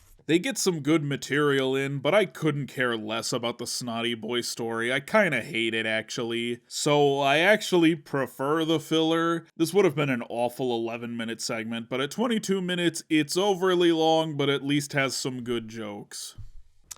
Let's never speak of this to anyone. Yeah. And I guess that's what we're calling the end of Season 1. Should I give closing thoughts? I don't know, dividing by seasons is kind of weird outside of just doing it for pacing. Fun to break up the recap every so often, but it feels weird to judge this as a season of television and not half a show. What we've been through is such a mixed bag, declaring the whole season to be one thing or the other is sort of ridiculous. There have been pretty bad episodes and pretty good episodes. I guess the one good thing they pull off consistently well is insanity, so I'm hopeful season 2 will drive us further into the madness, like they just accept their completely ridiculous side and go all in with it. But that's kinda what I've been hoping for since the start, so I don't know how much longer I can hold out hope. I finally figured out what's wrong with you, Otis. Male cows don't have udders. Right! And neither do I! I was born a hermaphrodite? Oh, sweet cud. I'm a girl. You got me. Alright, so initially I wanted to talk about the Barnyard games here, but I don't actually think I'm going to have time to finish the games and edit a whole segment about them in the time I want this video to come out. So be sure to subscribe if you want to see that. Trust me, if you're looking for memeable Barnyard moments, that GameCube game is a gold mine. But there is something else I can talk about, and it's pretty cool because it's actually something that was only discovered after I started making this video. Granted, like, really early in the writing process, but still, this didn't exist when I started this project. Now, Lost Pilots are a branch of Lost Media that doesn't really do much for me, because it was never really meant to be seen by the public. There's an argument to be made about whether or not these even count as lost media, since they were never meant to be viewed. But when one does come out, it can be kind of interesting to compare it to the show it would eventually become. And the 1999 test pilot for Barnyard is certainly no exception. First off, it's insane to think that Barnyard was first conceived in 1999. This is older than the first Jimmy Neutron movie. Obviously, the animation isn't gonna be as good. Like, even in 99, the show would have looked better than this, but 8 years later, CG was in a much different place. To thread the needle of the movie and the show, this is called The Barnyard. And apparently Miles the Mule was supposed to be a bigger character, or, you know, a character, considering he never shows up once on the show. Pip is here, which is weird. I always assumed he was sort of a late addition, considering how rarely he's on promotional stuff, but nah, he's here from the start. Just seems underrepresented considering he's Otis's right-hand man and arguably the secondary lead. Meanwhile, all Pig does in this pilot is, rap? That checks out. He had a hip-hop crew. There is such a fine alchemy to making Freddy look right, it's way too easy to do him wrong. Even the movie, I think he looks a little off because of how furry he is, but in the show, I think he looks just right. Peck is noticeably absent, though it seems like they have the idea for him already, as Freddy mentions wanting to eat his friend. We also see a sort of proto-Bessie and a cow who looks like a Daisy-Bessie amalgam. Not enough screen time to say, they just get cut to for a random sex joke in the middle of the main plot, which is an extremely truncated version of the Jersey Cow's Joyride. Yes, the one thing this series was built on was car theft. Also, these chickens have noticeably more pronounced tits. I've already talked about the difference in tone between the movie and the show, and this seems to be a third tone entirely. This is way raunchier than any other version of Barnyard. Like, it almost feels like it was meant to play more on, like, Nick at Night than Nickelodeon. Can you imagine that? A Nick at Night version of Back at the Barnyard. I think it exists on the far end of the spectrum from the show. The show is pretty simple and also completely insane, where this is like, you know, kinda dirty, kinda raunchy, where the Barnyard movie hits that perfect middle ground of being, like, popular for mainstream audiences. which I also think makes it the least interesting iteration. I even think the way they use milk me is different across all iterations. In the show, it's set out of frustration, sort of a PG replacement for fuck me. But in this pilot, it's a little more cheeky, a little more provocative, more of an blow me. Milk me. And in the movie, he only says it while grabbing a glass of milk, and since the movie treats milk like alcohol, I think that's a little closer to walking into a party and going, "Hey, beer me." I almost do wonder what a more adult Barnyard would look like. I mean, if this pilot is anything to go off of, it is fairly lowbrow, but still, if you just took the show we actually got and ramped up the adult nature of it, I don't know, it could be fun. It could be kind of adult swimmy. So yeah, there's a poorly animated version of the Jersey Cows Joyride from the movie. Aren't you glad we dug this up? Anyways, on with season 2. Oh, you want to hate me for pretending to be something I'm not? Fine. Then Abby, cows don't have blonde hair. And Bessie, cows can't walk on 2 legs. Our knees should explode under this much weight. Fantasy looks pretty good now, you judgmental bitches! Anyways, let's get right back into it. Here is the Season 2 opener, another 22-minute segment, Treasure Hunt. The French-Canadian crows from that one throwaway gag return for some reason as the main villains trying to steal the farmer's corn crops. But the Barnyard gang hold them off pretty well, so they try a little sabotage by setting up an elaborate treasure hunt for them, then sowing distrust among the group. And I guess on top of being face-blind, all the characters are also voice deaf. All of our friends think that we are going to share the treasure with them. He's talking about the treasure. But they are wrong, Otis the cow. Wait, I am Pig speaking now. Little do they suspect that we plan to keep the treasure for ourselves and move to the Bahamas. Otis is going to search for the treasure, but everyone catches Ruby madness and decides to get the treasure for themselves. Even the snotty crew gets in on it. Look, a jolly leprechaun! What are you looking at? Hey, he's not jolly at all. Abby and Otis meet, trying to apologize, but get in a fight about who's getting the treasure to prove their loyalty to the other. Honestly, I don't really like Abby and Otis as a couple. They spend 90% of their time palling around, not even considering romance. It just seems so forced when it comes up. But I do think they have big, y'all need to fuck energy. Like, if these two just went at it one time, it would break that little bit of tension they have. Like, just once. It would maybe be awkward for a few days afterwards, but once the dust settled, I think they'd be much better friends, having now realized they don't have those feelings for each other. Meanwhile, back at the barnyard, Duke is useless against the crows, but Everett the dog shows up for some really funny bits. Honestly, he might be an underutilized character. He makes me laugh every time he shows up. They find out the treasure was fake and let Snotty Boy become Shitty Boy. And Everett saves the day. This one's really funny. They go wild with it, even making a good joke of the double-length nature of the episode. Previously, on Back at the Barnyard. Otis! Pip! Pig! Otis, Pip, and Pig. Abby! Bessie. Pip! Otis! Freddy! Peck! Duke! Pig! Abby! Frenchie! Otis! Look, a jolly leprechaun!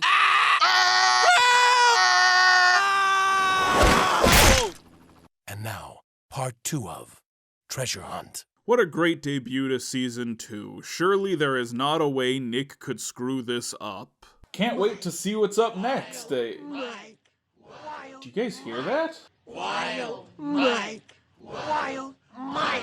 Wild Mike! Wild Mike! Wild Mike! Yes, it's Wild Mike's only series appearance. Otis has been tricked into allowing Abby use of the barn for a book club on Saturday night, and he gets bored of this. You told me I could use the saloon for my book club meeting tonight. You know, it's weird. You keep saying that, but I don't have any memory of it. It was just last week. You just broken your personal record for 73, 74, 75. Yeah, baby. Hey, Otis, can I use the saloon for a book club? No. Thanks. So he decides he must bring out the big guns and unleashes Wild Mike, the dancing hairball from the movie. Now, people have speculated over the years about what Wild Mike might be, but the answer is actually very simple. He's a party animal. It turns out Wild Mike dances whenever he hears music, leading him further from the Barnyard gang in escalating gags. Eventually, he ends up on the set of a teen dance show in need of a punch-up. Wild Mike gets the kids going, so they keep him dancing night after night for the show, which Otis observes is hurting him. So they gotta sneak in and bust him out. Hello, this new number's rather peppy. Yeah, I quite like it. That backbeat's really infectious. I was thinking the same thing. Shall we get our freak on? Do let's. This one goes some fun directions and has some decent gags, but it's nothing special. I wish they had done this sooner and just had Wild Mike be a recurring bit. Not every episode, but use him like Bigfoot. Throw him in for a laugh every now and then. There you go, buddy. No one's ever gonna chain you up again. Oh, cute little guy. He thinks he's people. Now the B segment I think is interesting. You got it! Now about my kidney stone. Oh, no way. We're getting it, man. Oh, come on, let's give it a try. No, pig! The plot is extremely simple and extremely obvious. The farmer puts out a sign that says, "Welcome buyers," so the animals, believing the farm is being sold, try to scare everyone away. But sitcom misunderstanding, Buyer is the farmer's last name, and he's having a family reunion. How are we supposed to know his last name is Buyer? Delivery for Mr. Buyer. You've reached the Buyer residence. I'll get this stump out or my name isn't Buyer, which it is. That's my name. My last name is Buyer. B-U-Y-E-R. This is the FBI, Buyer. Come out with your hands up. You'll never take Farmer Buyer alive! The thing that kind of makes it land, though, is that they just use it as a springboard to go all out on some of the most out there gags in the show. The barn has a teeny tiny portal to the underworld!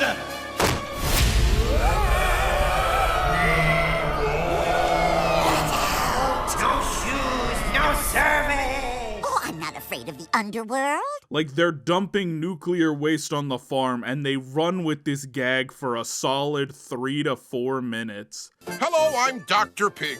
What you just saw was a fictionalized account intended to inspire humor. Drinking atomic waste will not give you superheat laser vision. Watch as I dispel this common myth. You see?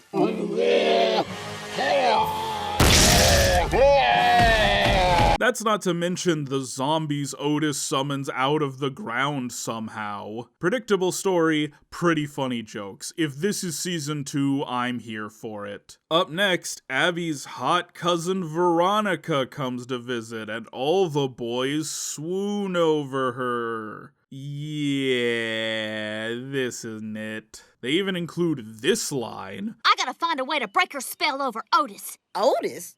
Don't you mean all of them? Oh, right. All of them.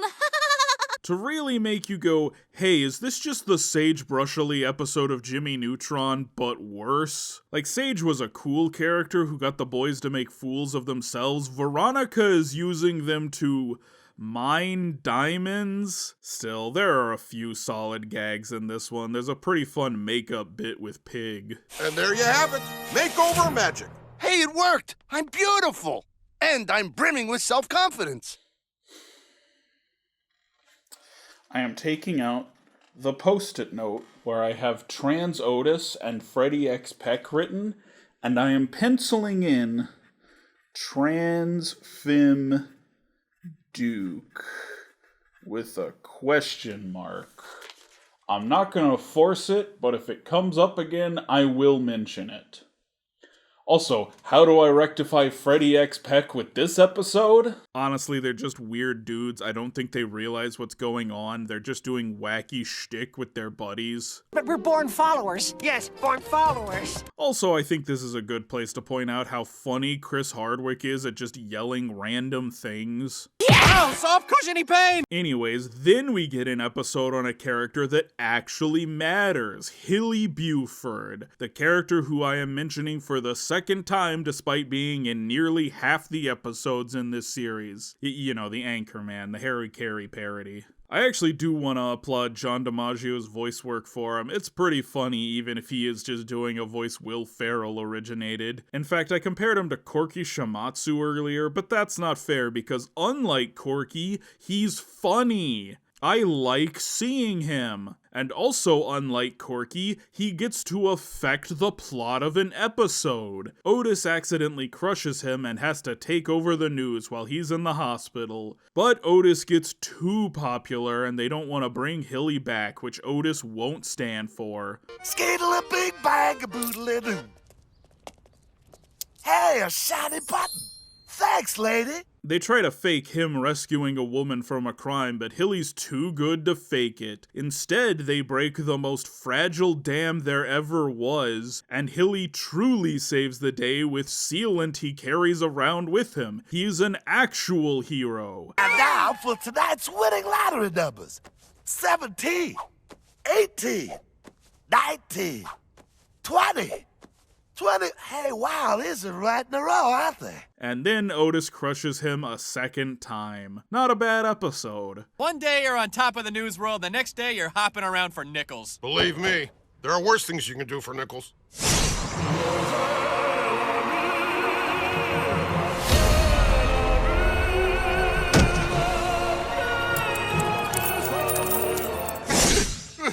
In the next episode, Otis accidentally receives a nuclear device, and honestly, I think we're all fortunate only the barn was destroyed. And we're lucky Otis was holding the bomb so his body could shield his less powerful friends. Yes, Otis is powerful enough to withstand a direct nuclear blast. Anyways, they audition for a show that rebuilds people's barns, hosted by the same guy who kidnapped Wild Mike. Yeah, guys, I'm not sure about this guy. Also, the character is absolutely just an excuse for Chris Hardwick to say wild Australian-sounding nonsense. Sweet shrimp on the barbie! That's the pinkest baby I've ever seen! Look at the cheeks on that one! He'll bring in a gobbledy-flack of ratings! Congratulations, not a cows! You're a flippity family! And hey, guess who they're exploiting to get what they want again? My mind's made up, sorry. Is it so made up that you wouldn't do it if I promised to take you to the Unicorn Aquarium? Where unicorns frolic in a magical marine setting?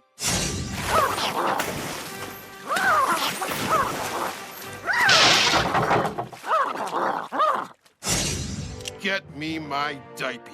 Ah well, at least it's something they actually need and isn't just Otis being pointlessly greedy. That is until Pig discovers the family they beat out for this position is a clan of super kind, generous, helpful people, including a young boy genius with an atom on his shirt? And when he shows the others, they all agree that this family deserves the barn more than they do. I don't trust these guys. No family is that perfect. You're hiding something. In the end, Otis repairs the barn by stealing material from the farmer's house. Barnyard logic, don't ask questions. It has its moments, but so do most episodes, so I really need to stop giving them credit for that. Freddy, Peck, Pip, you can be our 2.3 adorable children. I call daughter. No me. No me. No me. But in the B segment, we get Udderato. Otis has gotten the farmer arrested for mooning a police officer. That's real. That happens. So to make his bail, they convert the barnyard into a Western theme park. They call me the Rose of Paris, 'cause I'm dainty and eat lots of brie. All the men want to date me. The women, they hate me. I just belt them and say, c'est la vie. And this wild-ass villain, Whipcrack McGee, who's just going around waiting for people to open Western theme parks, finds out and plans to make his move. Meanwhile, Otis awaits the arrival of an authentic Western bad guy, played by an actor friend of Pip's. I love that the actor turns out to be Snotty Boy's Snake. But Otis, mistaking Whipcrack for the actor, easily defeats him with his superhuman strength. Also, he does some pretty abusive stuff to an actor he's never met before. Otis realizes his mistake and dreads the return of Whipcrack McGee. I don't know, Otis, you defeated him pretty easily the first time. I feel like you could do this again. But the unicorn theme park that just opened down the road lends a hand. They did a unicorn joke in both segments, and this one's funnier. I'd like you to meet Rocco, Big Louie, How you doing? Rico, and Crazy Eye. What's up? Honestly, this is just the funnier segment. Simple, but with plenty of great gags. Up next is Q-Pig, where Pig writes a vague love letter about toaster strudels, so Otis, of course, accidentally grabs it, and of course, accidentally drops it in his own stall, and of course, assumes it's from a secret admirer. Yeah, it's contrived, although I do like the setup that Otis was using the computer for this. Oh yeah, Bessie? Well, same to you! Yeah, huh? You want some more of that? Huh? Here we go. In your face! That had face in it. I got another one. As if! Ha! Dine on that sandwich! Woo! Kapow! Man, revenge is sweet! Anyways, Otis ponders who the letter might be from, although Abby seems weirdly off his radar until the others bring it up. And Abby seems to believe Otis is pranking her and not that he's trying to find out if she likes him. God, how do I put this? Abby and Otis are like Jeff and Britta from Community. They're into each other when the story calls for it, but you kind of know this relationship isn't working out. Both realistically, they wouldn't really make a good couple in real life, or from a storytelling perspective, there is no universe where these two are making it to the end of the series together. On the other hand, Freddie and Peck have almost dead-on Troy and Abed energy, which is why they're the better ship. And I don't know, maybe I don't like this pairing because it makes Abby too much of the girl, a trope she actually does a pretty good job avoiding for the most part. Oh, and hey, give it up for the return appearance of Hannah the Hen. You remember the chicken Peck had a crush on for exactly 11 minutes. I guess there are weaker relationships than Abby and Otis. Honestly, Otis is just a fucking dumbass in this one. Why did you think this would work? And the reveal that Pig is the one who wrote the letter about toaster strudels at the beginning of the episode really removes any tension. Nah, I thought season 2 might have turned things around, but nope, it's as hit or miss as ever. This one's bad. Then Otis seems to have promised to take Abby to a Fanta Banana concert the same night he and the boys are up against the local llama bowling team. So he makes up a new holiday called Matt's Fun Time Bad Movie Show. Happy Animal Fun Time Day.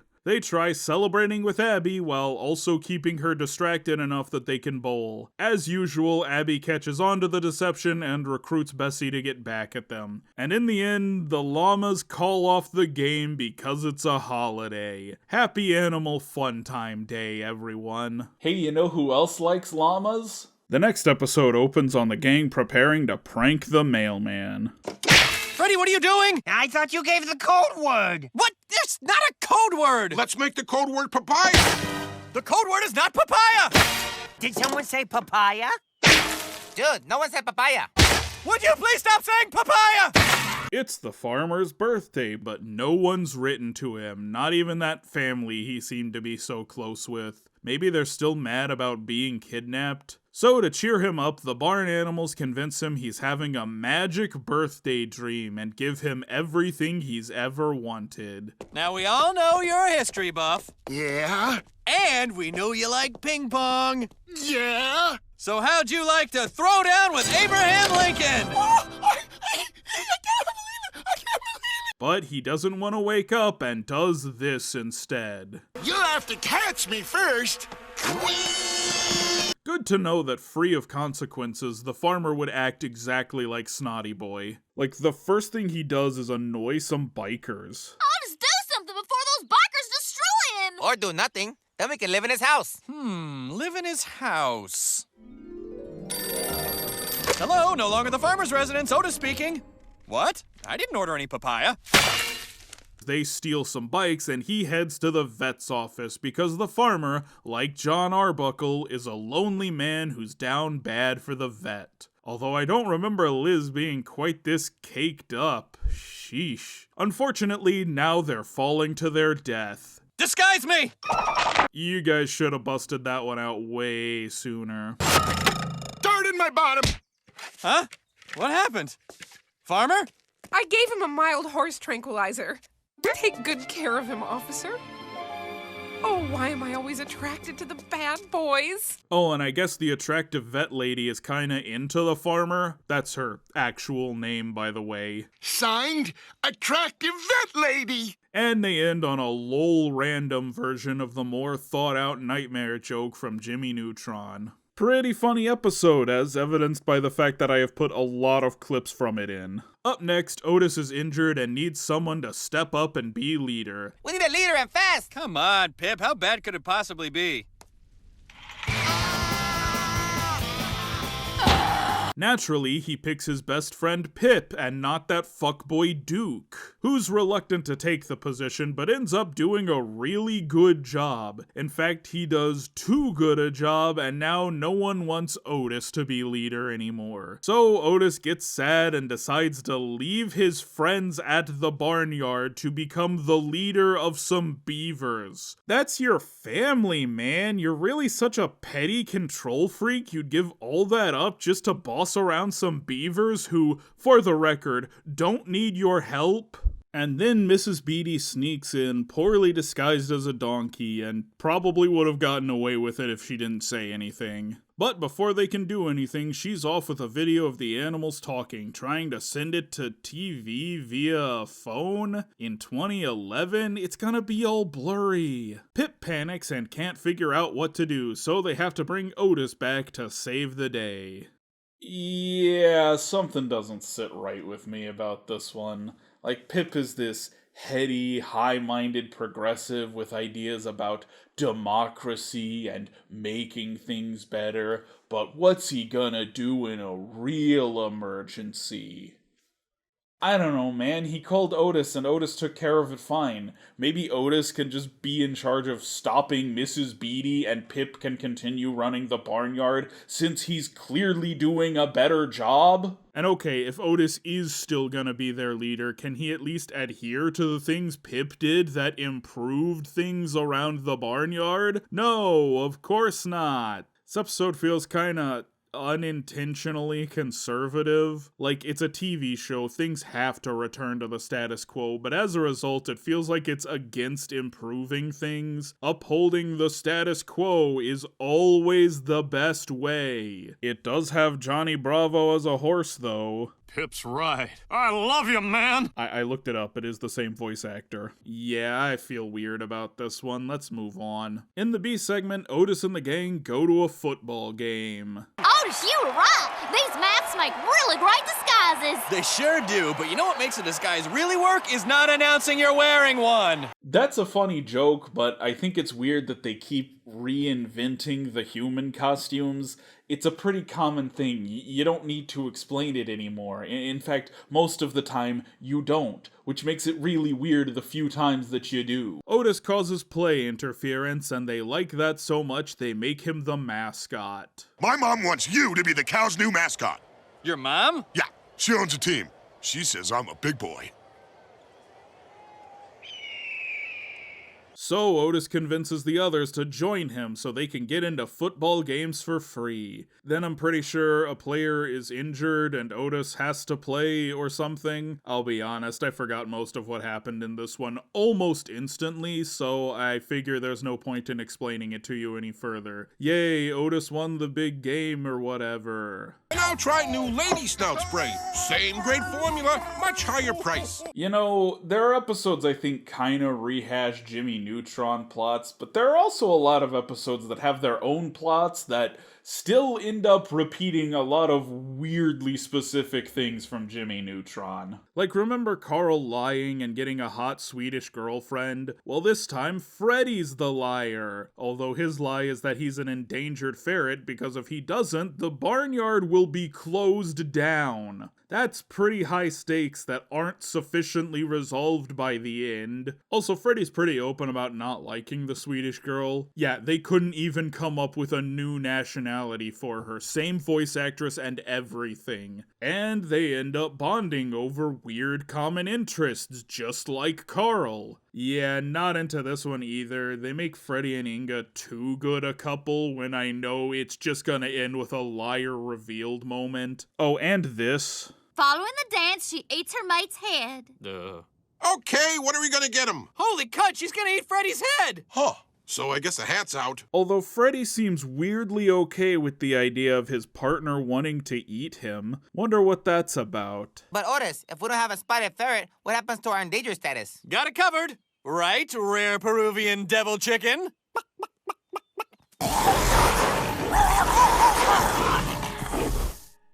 They don't even do anything weird enough to laugh at in this episode. What happened? The first couple episodes of season 2 got super wacky, and then it's just, nah, back to business as usual.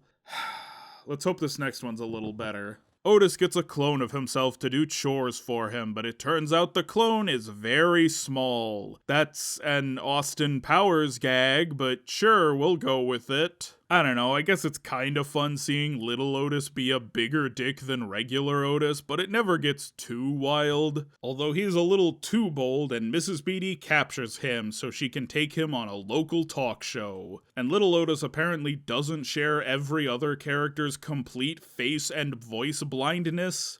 Look, it's Otis! What'd I tell you about this guy? He's always on! Otis? What are you talking about?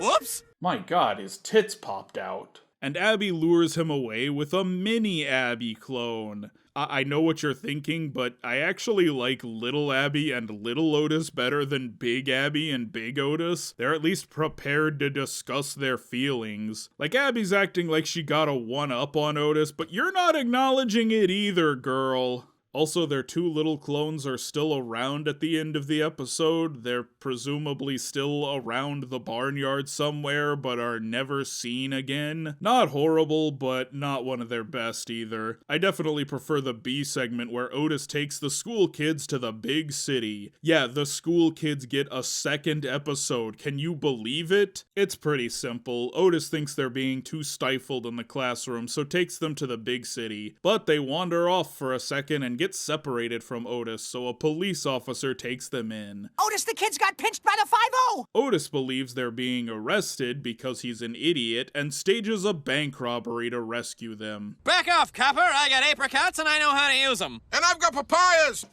And these guys are so obsessed with stealing vehicles, they'll even steal a cowboy's, ostrich. And the kids don't recognize Freddy and Peck because, well, they live in the back of the Barnyard universe. That's completely consistent with everything else we've seen so far. And then, to get them off the hook, the kids pretend to be FBI agents and call Abby and Bessie in their helicopter that Abby just has, I guess? This is the type of batshit nonsense that really is the highlight of the show. I don't think it's the funniest or even the zaniest, but it's exactly what you want from a Back at the Barnyard episode. In Snotty and Snottier, we get a new piece to the Snotty Boy puzzle when we meet his ultra-psychotic cousin, Bernard. Snotty Boy is a menace. This kid is a full-on serial killer and perhaps the abuser behind Snotty's behavior. At the very least, they must be pulling from the same family trauma. Seeing him be mean to Snotty makes the animals love him, so Otis tricks Mrs. Beatty into inviting him to stay the summer. How could this possibly go wrong? Oh, now he's tormenting the barn animals. He's gone. I'm not even sure how he did this. That is one sick kid. Using a kinda funny village people joke, they convince Snotty he's powerful enough to take on Bernard, which he clearly isn't, but then Otis provokes Mrs. Beatty down to catch Bernard in the act. I am a talking cow! And Mrs. Beatty really loves Snotty Boy. It's weird that they have such a nice relationship, seeing as neither of them are really good enough for this to ever be wholesome. Just two extremely toxic people who love each other. This one's interesting. I wouldn't say it's particularly good, but definitely some good insight on Snotty Boy's inner workings. And then we get the beautiful Dr. Phil parody, Dr. Philly. Now that's an old TV crank I do remember. My mom watched a lot of Dr. Phil when I was a kid, and honestly, It was the one thing on TV that I was bored by. You gotta understand, I was hooked on the screen from a young age. If it was on, my eyes were glued to that thing. But Dr. Phil was the one show that could make me get up and go do something else, or at the very least, just completely tune it out. I say this because my mother watched that show regularly, and I remember absolutely nothing about it. Dr. Phil was this TV psychologist who started on Oprah, but eventually got his own show where he mostly hosted quote-unquote white trash families to hash out their family drama. Sort of a tamer Jerry Springer, and almost certainly a precursor to the teeming dumpster pile that was later TLC. Do the kids know Jerry Springer? Look it up. Though unlike those which existed completely to gawk at these disgusting freaks, Dr. Phil at least put on airs of being therapeutic. Yeah, trash TV cooked in therapy language. You guys would have gobbled it up. Unfortunately, Dr. Phil was not a particularly good therapist, and being dragged on TV certainly wasn't the ideal setting for personal growth, but that's a discussion for someone else to deal with. I'm talking about the dumb barn animal show. Anyways, in the episode, Freddie and Peck are having relationship issues, and Abby, who's been reading Dr. Philly's book, suggests getting him to help. Otis successfully lures him in with apples, and he fixes this broken home. But before he leaves, he says the gang are all in an emotional crisis and has everyone fighting and bickering with each other while he makes off with the apples. I do kind of wonder if this was a jab at Dr. Phil, making him a manipulative grifter who exploits internal fighting for personal gain. But they do really pull their punch by making him turn out to be a fake, with the real Dr. Philly arriving to reveal him. I guess it works as commentary, I just question how much they actually meant it. Folks, this experience has probably hurt you all deeply and opened gaping emotional wounds. Well, yeah. Pretty much. You got that right, huh? Sure has. I thought so. Well, back! I really like this episode, and I love that it's built around a celebrity as weird as Dr. Phil. Next, the gang keep accidentally getting exposed, so they decide it's time to install a new security system, who, of course, takes things too far and traps them inside. Hey, it's the Robot Mom episode from Jimmy Neutron, but with less personality. I guess this one has the advantage of featuring Gilbert Gottfried. You have been identified as an enemy intruder! Step away from the pizza! Who's saying that? What are you, some sort of talking caribou or ground ostrich? Error! You are an idiot! But whatever, I'm in a movie with him too, you're not special. I did have to check that it was actually Gilbert Gottfried. I know Rob Paulson does a pretty good Godfrey impression. Anyways, I don't have anything else to say about this one. Throw it in the lame and overdone pile. Prepare yourselves for the tale of the scariest, most hideous forest monster who ever lived. The creature known only as Moose Shark! Moose Shark!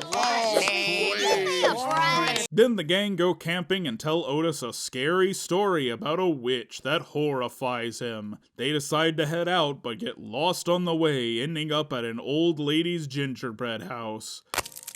Nope. This is clearly banana bread. Oh, That's completely down with that. This one's pretty fun. It's basically an absurdist take on Hansel and Gretel, with things just constantly getting weirder all episode. Sure, it's a one-trick pony, and it doesn't even do that one trick often enough, but it's insane, and that's the least I can expect from a Barnyard episode. Hey kids, now it's your turn. Say my name 3 times, and I'll appear in your living room. Just kidding! Or am I? And good news, we got another really weird one with Free Schmoozy, a bizarre parody of Free Willy that just goes in all sorts of directions. I'm a shark with basic language skills, and I gotta dance! Not bad. I could use some new talent. Hey, wait a minute. Sharks don't got no feet. He's onto us. Go to plan B. My dramatic monologue? No, bite his butt. They release a captive whale into the wild, but then it starts eating all of them, and they're all forced to play cards with an old fisherman. At least you're still safe, Peck. Yeah, knock wood. Okay, that was kind of our fault, but this general predicament can still be largely attributable to you, Smoothie! Sure, the plot is all over the place, but that's not exactly a problem for Barnyard. At least the plot is moving. And I'll take a completely unpredictable story over all the I know how this is gonna end in the first minute stories. No, haven't been on the outside here for several seconds now. I could see the world's changed since I was swallowed. There's only one place I belong, if Schmoozy will have me. Then the writers remember Duke is a character, and he's here disturbing the other animals who just don't get his dog ways. So they convince the farmer to get a second dog, and you'll never believe who it is. Well, Duncan, we meet again. Yeah, Baxter makes a return appearance. I really didn't expect them to do a sequel episode, but I guess they just had to get Kevin McDonald back. Oh, I wonder what kind of dog he got. Hi, maybe it's a Labradoodle. Or a cockatierier. Or a Kangagator. Those don't exist. Oh, don't they? Marvis! You're right, they don't. It's the classic sequel episode plot where an old rival returns and claims to be good now, so the characters trust them at first, but uh-oh, of course, they end up betraying our heroes. Or in this case, Duke. Oh, kisses for Daddy. I can't believe that guy. I know. Those should be my kisses for Daddy. It's not as good as the first Baxter episode. It's pretty predictable. Fuck that. Give me an episode about the funny dog. That's right, Everett gets his very own episode as we learn he was once owned by an Indiana Jones-esque adventurer who left behind a safe. The animals are excited about what could be in the safe, but must reenact some of, Nebraska Schwartz's old adventures to help Everett remember the combination, leading to Otis getting hurt a lot. Could you guess that the safe actually contains Nebraska Schwartz himself? Because I kinda saw that one coming in spite of how ridiculous it is. Oh, and he and Everett get a really funny ending. Hey, how come you're talking? I'm not talking. You're crazy. Oh, that's right. Also, this episode confirms that Skunky is sentient and can talk. Yes, run from the malodorous freak of nature. Ah, fate! Why have you burdened me thus cruelly? So I'm sticking with the he and Pig are doing uncomfortably in-depth pet play theory. Far from the best episode, but funny enough. I'm glad my man Everett finally got the spotlight. Then Otis gets hit on the head by an Egyptian sarcophagus Pig stole. And I got a King Tut action figure. Pig, that's King Tut's actual sarcophagus. Yeah, put it back before we get arrested. Oh, all right. And now he believes he's an Egyptian pharaoh. Fetch me the heads of my enemies! Yep, he's broken. He sure is. Where are we gonna find heads at this hour? Obvious setup, but they seem aware of it as they figure he needs to be hit on the head to be restored to his normal form. As long as he has beaver guards, Otis will never let anyone close enough to bonk him on the head. He would if that someone was a spicy Egyptian hottie. Maybe someone Otis already has a secret crush on? Okay, I'll do it. Why must I be so desirable? God, they're so bisexual. Just like all of them. Hail King Cod! Your groveling pleases me. You shall be my personal body servants. I get to drink his bathwater. No, me. Come on, I get to. Avert your Give me eyes. that. Best part of this episode, though, is the farmer's insane story of coming home from puppet camp. Quick, let's get out of here! But he told us to wait. That dragon's crazy. We gotta ditch him, but that's not very... I said drive! Oh yeah, and they get caught by the farmer in the end. You might want to look up. What? Why would I want to look? In the next episode, Freddy's vegetarian chicken recipe wins a contest held by a Cajun TV cook. But shock of shocks, upon arrival to the set, he finds the chef insistent on using a real chicken. They free the intended chicken, but the cook grabs Peck instead. So Pig... Oh, ow, my foot! Oh, my head! Oh.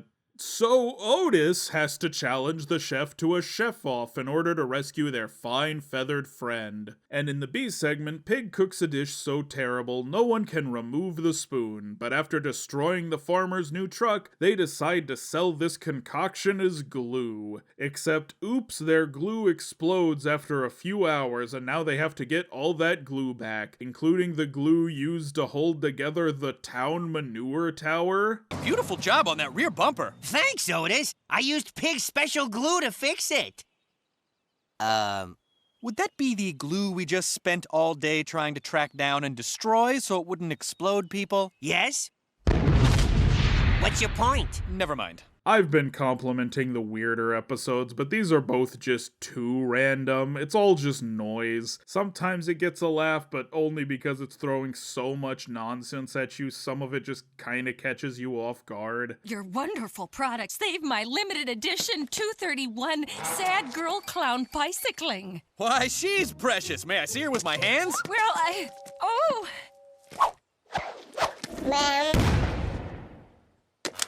Here's your refund. We saved your life. You're welcome. Bye. There's this bit in the Glue episode where the Chris Hardwick narrator keeps interrupting, but it stops being funny so fast. This is a good episode. Just 'cause you say it doesn't make it true. Right, green screen Matt?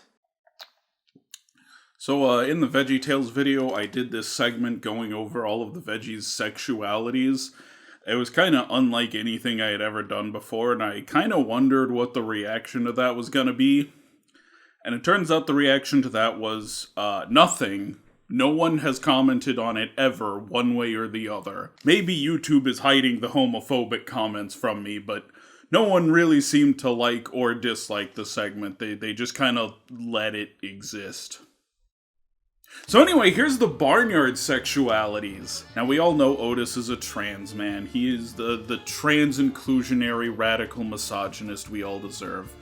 But he is a real man's man, which is the thing he says to try to deflect from his own bisexuality. Like, he is fully convinced that he is either all the way straight or all the way gay, but he just, like, flip-flops between the two constantly and doesn't seem to realize that maybe there's a third option there, Otis. You're not gonna convince me Abby isn't into women, but I don't know, she also has a lot of chemistry with some guys.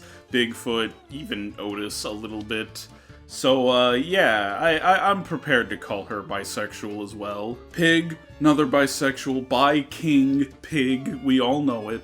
Again, like, if you don't see that, I just can't explain it to you. Pip, I think, is, like, the token straight of the group. He's the, like, main character who has the straightest vibes, so I'm prepared to give it to him. I think Pip is straight. You already know how I feel about these two. Bessie is a Wanda Sykes character, and she basically is just Wanda Sykes, so yeah, I think that's a pretty easy one to deduce there. I'm also gonna give that to the Jersey cows. I don't even think the Jersey cows are trans. I think they are just butch as all hell. These are like the 3 most toxic butches you could hope to meet in your life.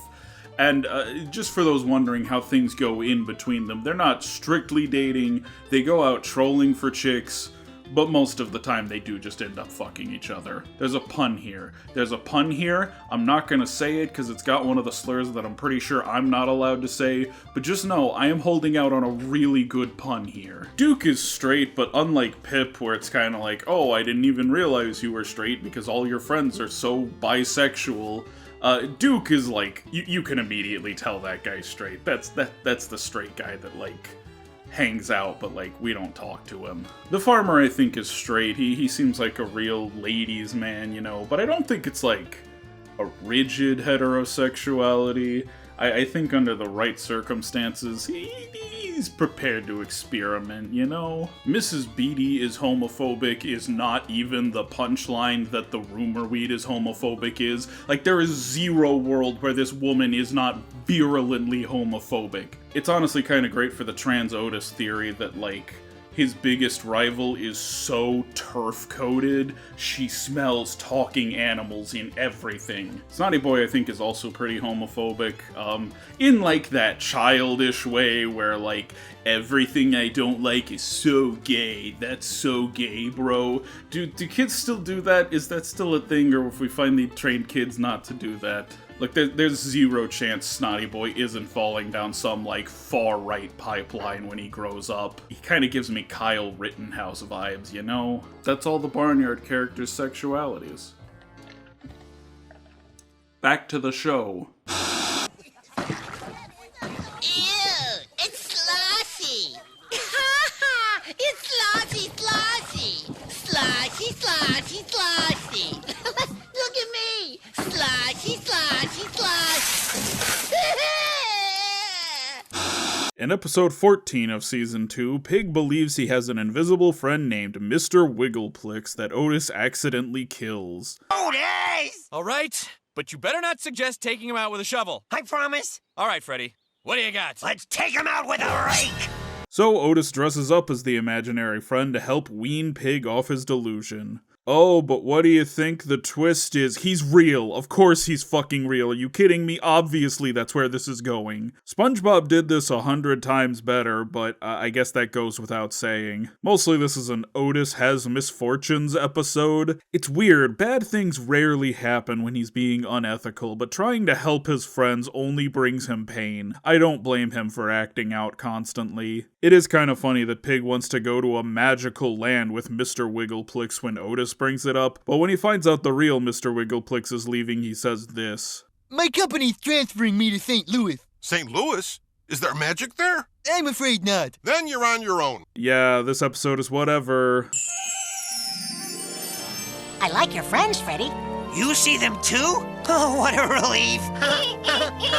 Then Otis and the gang finally get sent to jail for their crimes. Although for once they're not actually committing a crime. If this show had any balls, this would be their Seinfeld finale. And you remember when Jimmy and the gang went to jail and I said it felt like a Barnyard episode? Well, guess what? They repeat a joke from that episode.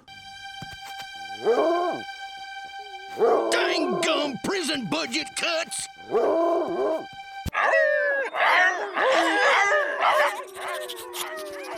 Then again, the budget cuts thing is more of a running gag in this one, and while I could point out the absurdity of an underfunded police department, I actually think it's a meta gag. They couldn't afford a new character model for the warden, so it's just the pedo cop from the movie again. Naturally, they escape and sneak into Mrs. Beatty's house as maids to trace the real cooks with her computer, which again is something from the Jimmy Neutron episode. Oh my, this computer area is disgustingly filthy!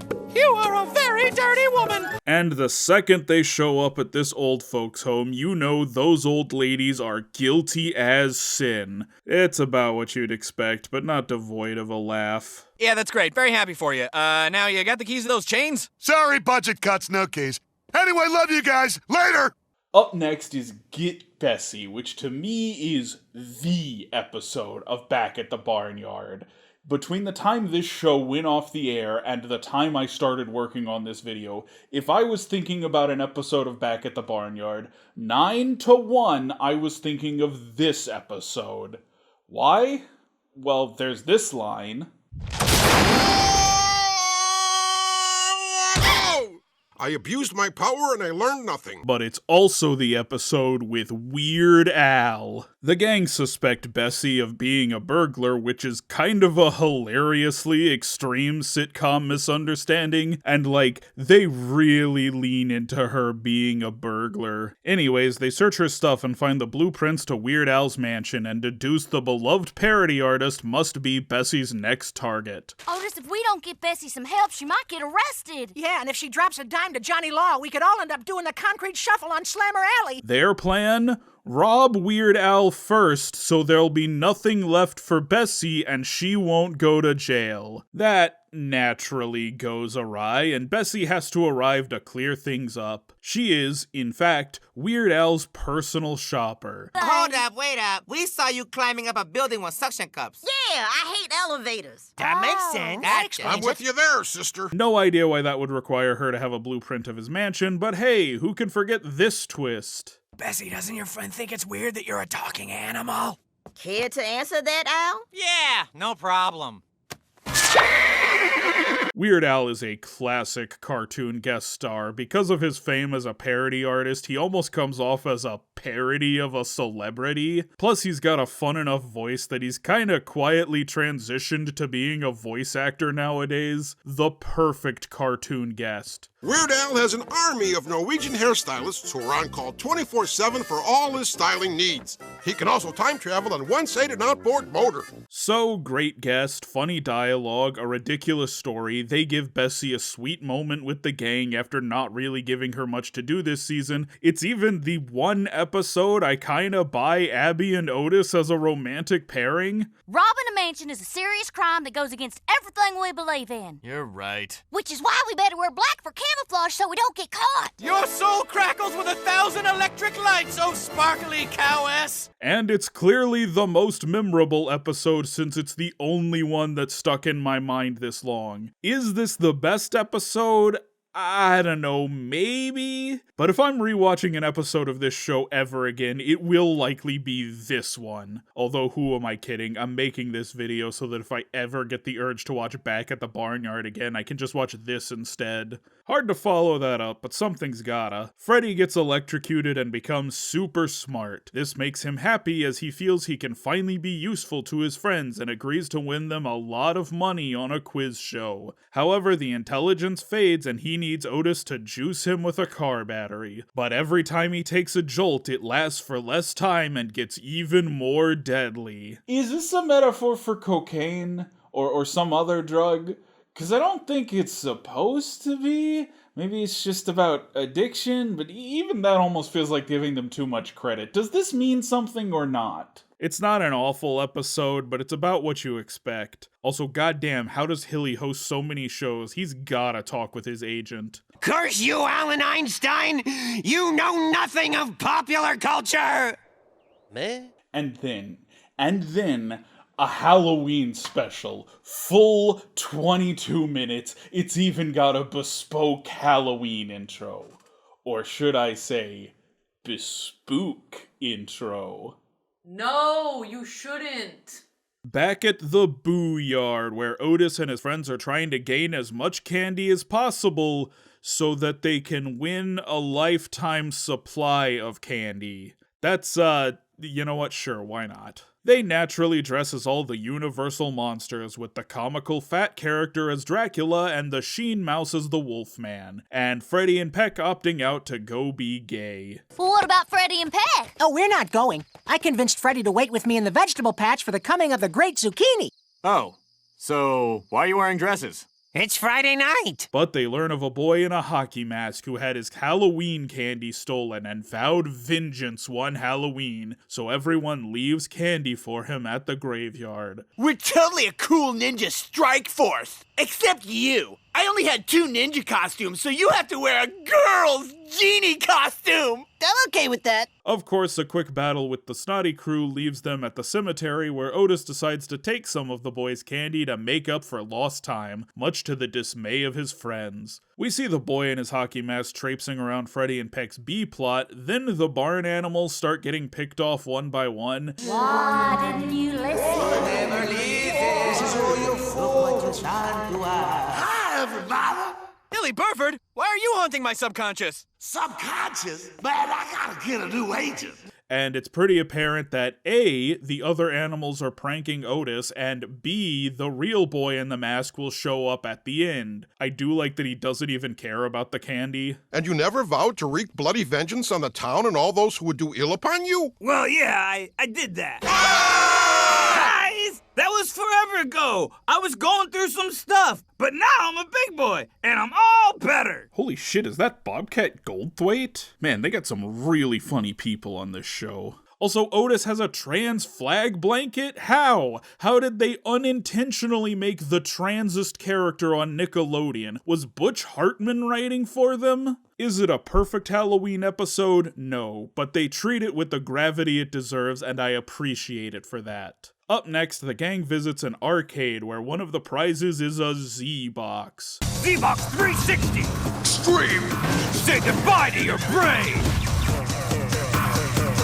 Actual life pales in comparison to Z-Box 360! So it's a competition between them and the Snotty crew to win enough tickets fast enough. Oh, and Freddy falls in love with one of the animatronics, if that means anything to you.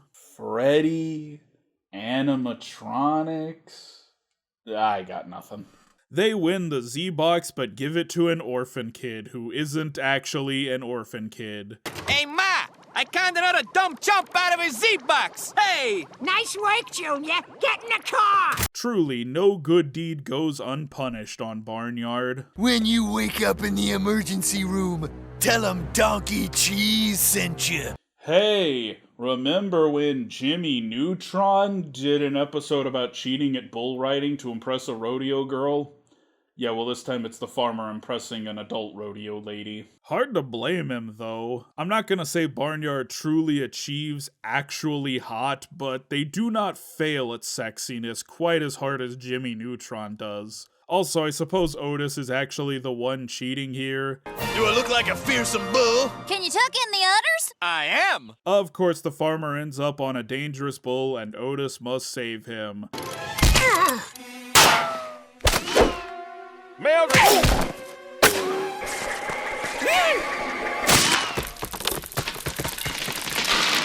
Oh, come on! Like all too many episodes, this one has some moments, but it's still kinda eh. What are you supposed to be? I'm a tiny monkey who rides a pig. I mean, Works for me. Then the barnyard is visited by Eddie the Catfish, an old friend of Otis's who robbed him of $1 million idea. But he claims this was a misunderstanding as the product was dangerous and he took the fall. So of course they trust him, but he's clearly just doing market research, and there's an incredibly forced sitcom misunderstanding to get Pip to think Otis is abandoning him.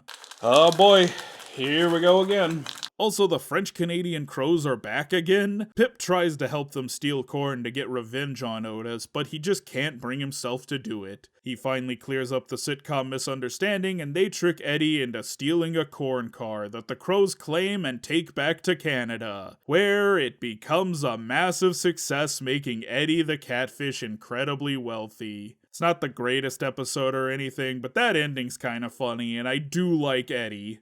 Like, that's a guy I could definitely see be ballin', right?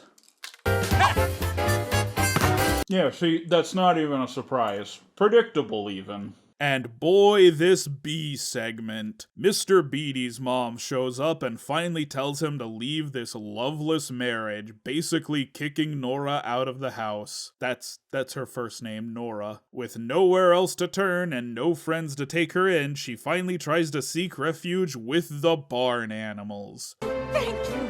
Thank you all. Ugh, you let the talking pig live here? You know, I've kind of been getting sick of this show the closer we get to the end, but I like this idea. Sure, it's another The Barn Animals invite someone to stay and they're terrible and annoying episode, but if you're gonna do that plot 1,000,000 times, one of them could be spent on Mrs. Beatty coming to live with them. It's nice to see a moment of peace between her and the animals. And for her part, Mrs. Beatty doesn't want to stay there. She wants to be home with her husband. So Otis dresses as her mother and has a mother off with the elder Mrs. Beatty. Some mother. When was the last time you gave him a haircut? Well, you're not gonna do it. Oh, you just watch me. Relax, dear. I'm just gonna do a little snipping. You know, Chris Hardwick is really funny as Otis. Like, the whole voice crew does great. They really carry some of this stuff.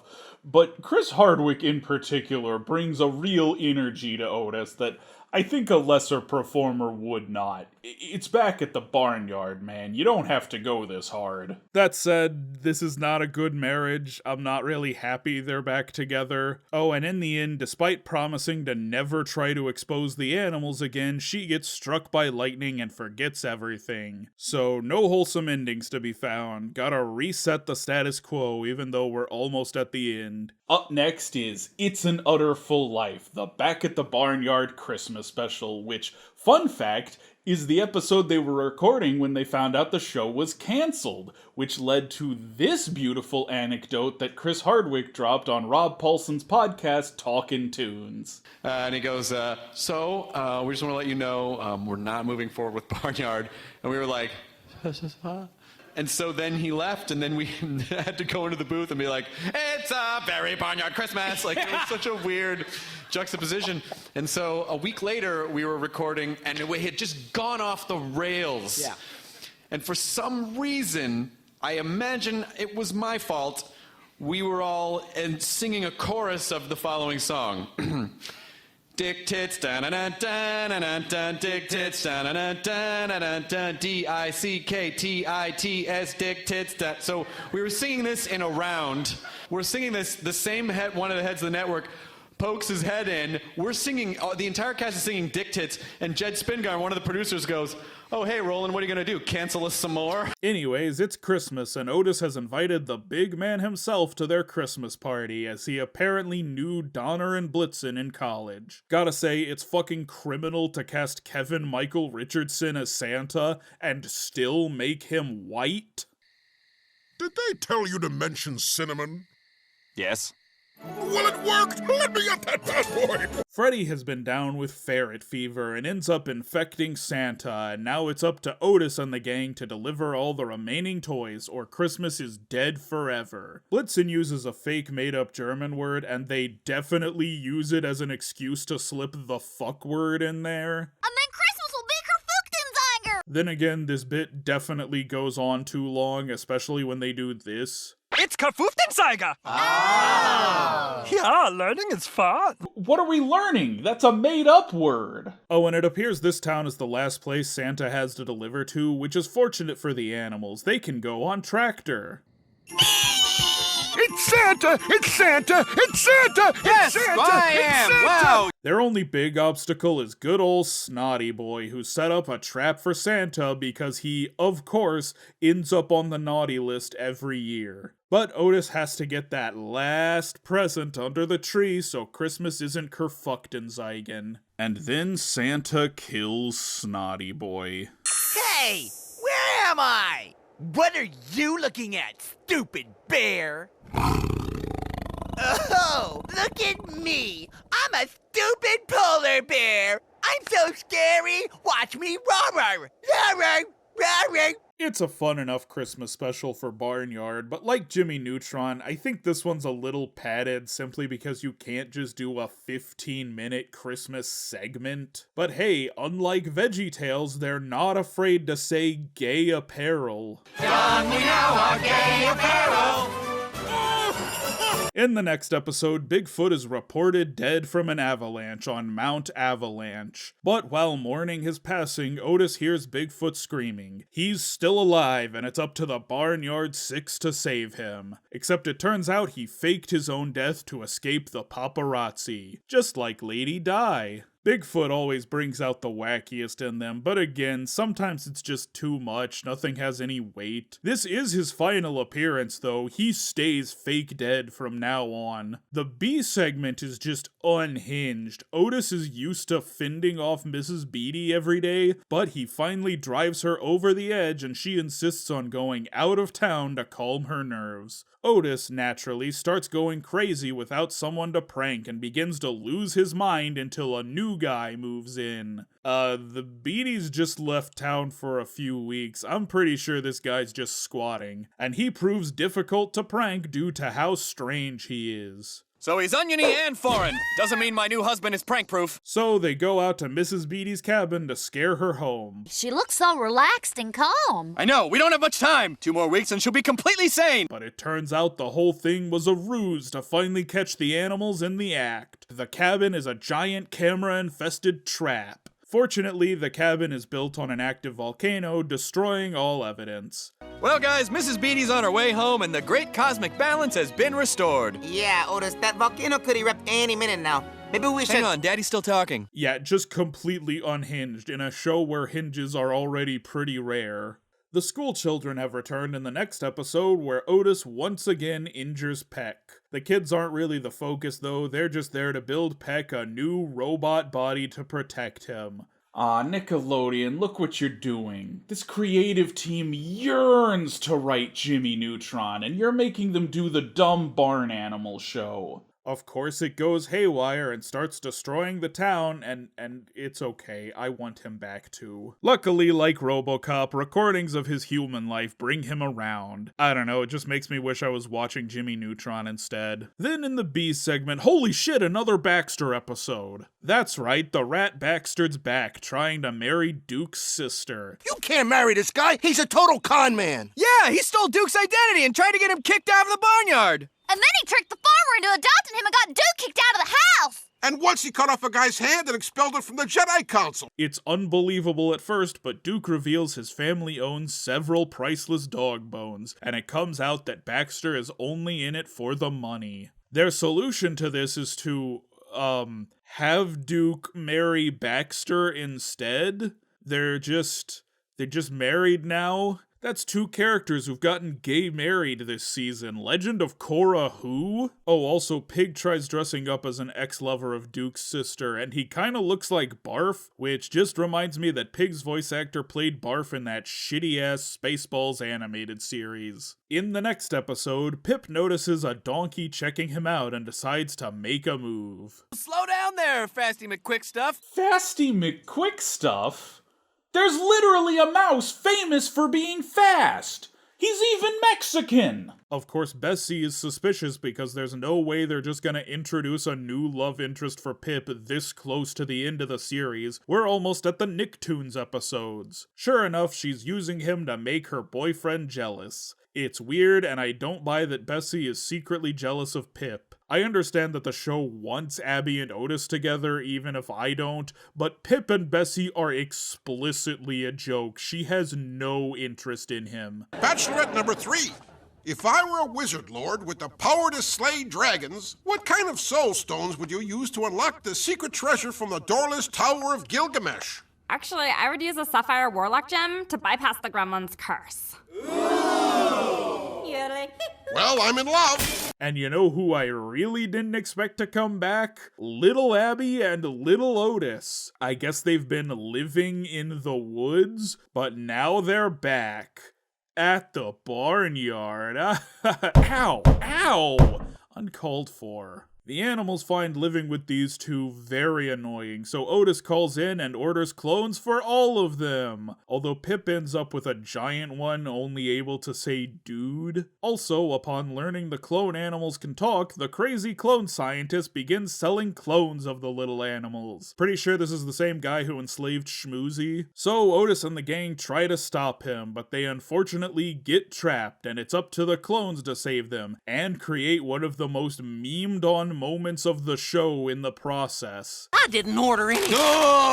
And then I guess the clones go back to living in the woods or whatever. Bye, giant freak clone. I'll miss you. Really?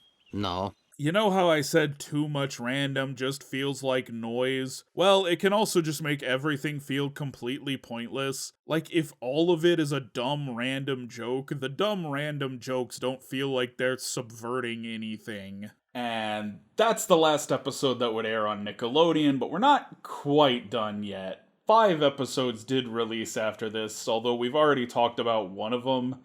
Yeah, that treasure hunt episode I said was the season 2 premiere. It was supposed to be, but it never was.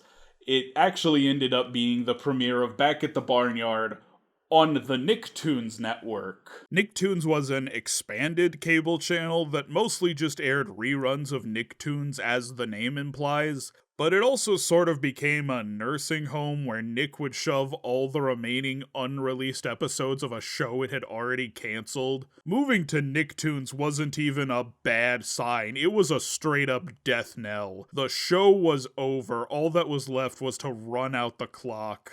But frankly, I think Back at the Barnyard ran longer than it deserved to, so I'm not really broken up about this. Just means I'm in the final stretch. So let's see the final 4 episodes of Back at the Barnyard. To start us off, we've got a story about Snotty and his clown dad. It was confirmed that his dad was a clown in the first episode, and it took this long to come back. Hey, look, Mrs. Beatty got a new hairdo. That's not Mrs. Beatty. That's Snotty Boy's dad. Ah, well, he looks stunning.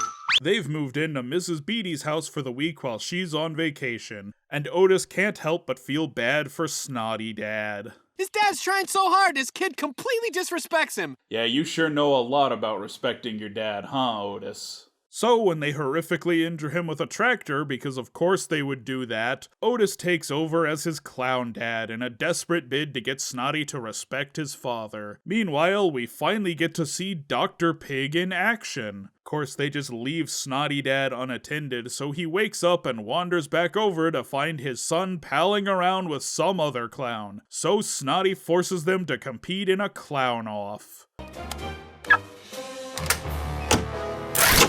Of course, Mrs. Beatty has that in her house. From now on, this cool clown is the only father I know. I understand. I guess there's nothing left but for me to leave your life forever.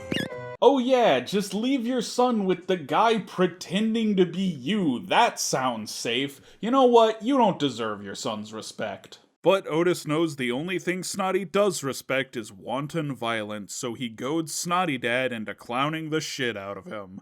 Again, not really sure this is a wholesome ending, but whatever. Forgettable episode. Now, son, when I bought you that heat-seeking rocket launcher, you said you'd use it responsibly. Shut it, Clowny! Watch my weapon while I make a deposit to the Boom Boom Bank! In the B segment, scientists discover a frozen cave cow. Can you guess where this is going? That's right, Otis bonks his head and the scientist mistakes him for the cave cow. They take him back to their lab where he tries to milk this thing for all it's worth. Meanwhile, the cave cow ends up back at the barnyard and trying to kill everyone. And my god, he's strong. This might be the first character with a power level even close to Krauser Krebs. Oh, and the ultimate punchline is the cave cow escapes and gets into politics. Ha ha, our electoral system is deeply broken. Up next, it's St. Paddy's Day, and Otis has sprayed the farmer's prize potato with scent enhancer. This naturally attracts a leprechaun who uses his horrible magic to steal the potatoes and torment the barn animals. Leprechauns have, and this is important, whimsical magical wrath that will be on the test, people. And hey, old Deathtrap is back. They got really heavy on the callbacks right here at the end. Anyways, they use a rainbow to find his gold, but use that to negotiate getting the potatoes back. And you know what? For a fucking Nicktoons era episode, one fewer people would have seen, this is also one I have seen memed on. It sure is fine. I don't have any particularly strong feelings about this one. In the B segment, the barn animals fire their garbage out of a cannon, causing a cop car to crash, injuring the only cop in this backwoods town. So Otis volunteers to take over, and the mayor just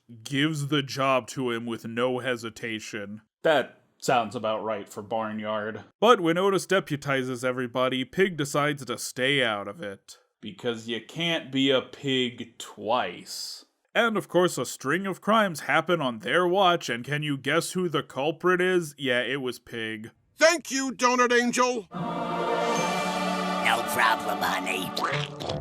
Not the funniest, but it is a good example of the character's Always Sunny-esque fall from grace. They're just openly terrible now. And did you think the scientist from the Cave Cow episode was gonna come back? 'Cause here he is again. And just as the animals are, building a giant speed bump in the middle of the road, which he happily speeds up to launch off of, costing him a giant egg, which Otis decides to take home and hatch. I wonder what a paleontologist would want with an egg, though. It's a dinosaur. There's a dinosaur here now. This is part of the show. It's back at the barnyard. Just throw a motherfucking T-Rex in there. Who gives a shit at this point? Oh, and why does Otis want to hatch the egg? You know, I can't explain it. I have always dreamed of being a dad. Since when? Ever since he became a surrogate father to that kid that doesn't exist anymore. Really shows how far we've come from the movie, huh? He does a good job, too, training Plucky, as he names it, to do a bunch of cool tricks. Well, I suppose we could give him a chance. At least until the farmer gets back from anger management camp. Yeah? This is what I think of your sharing stick!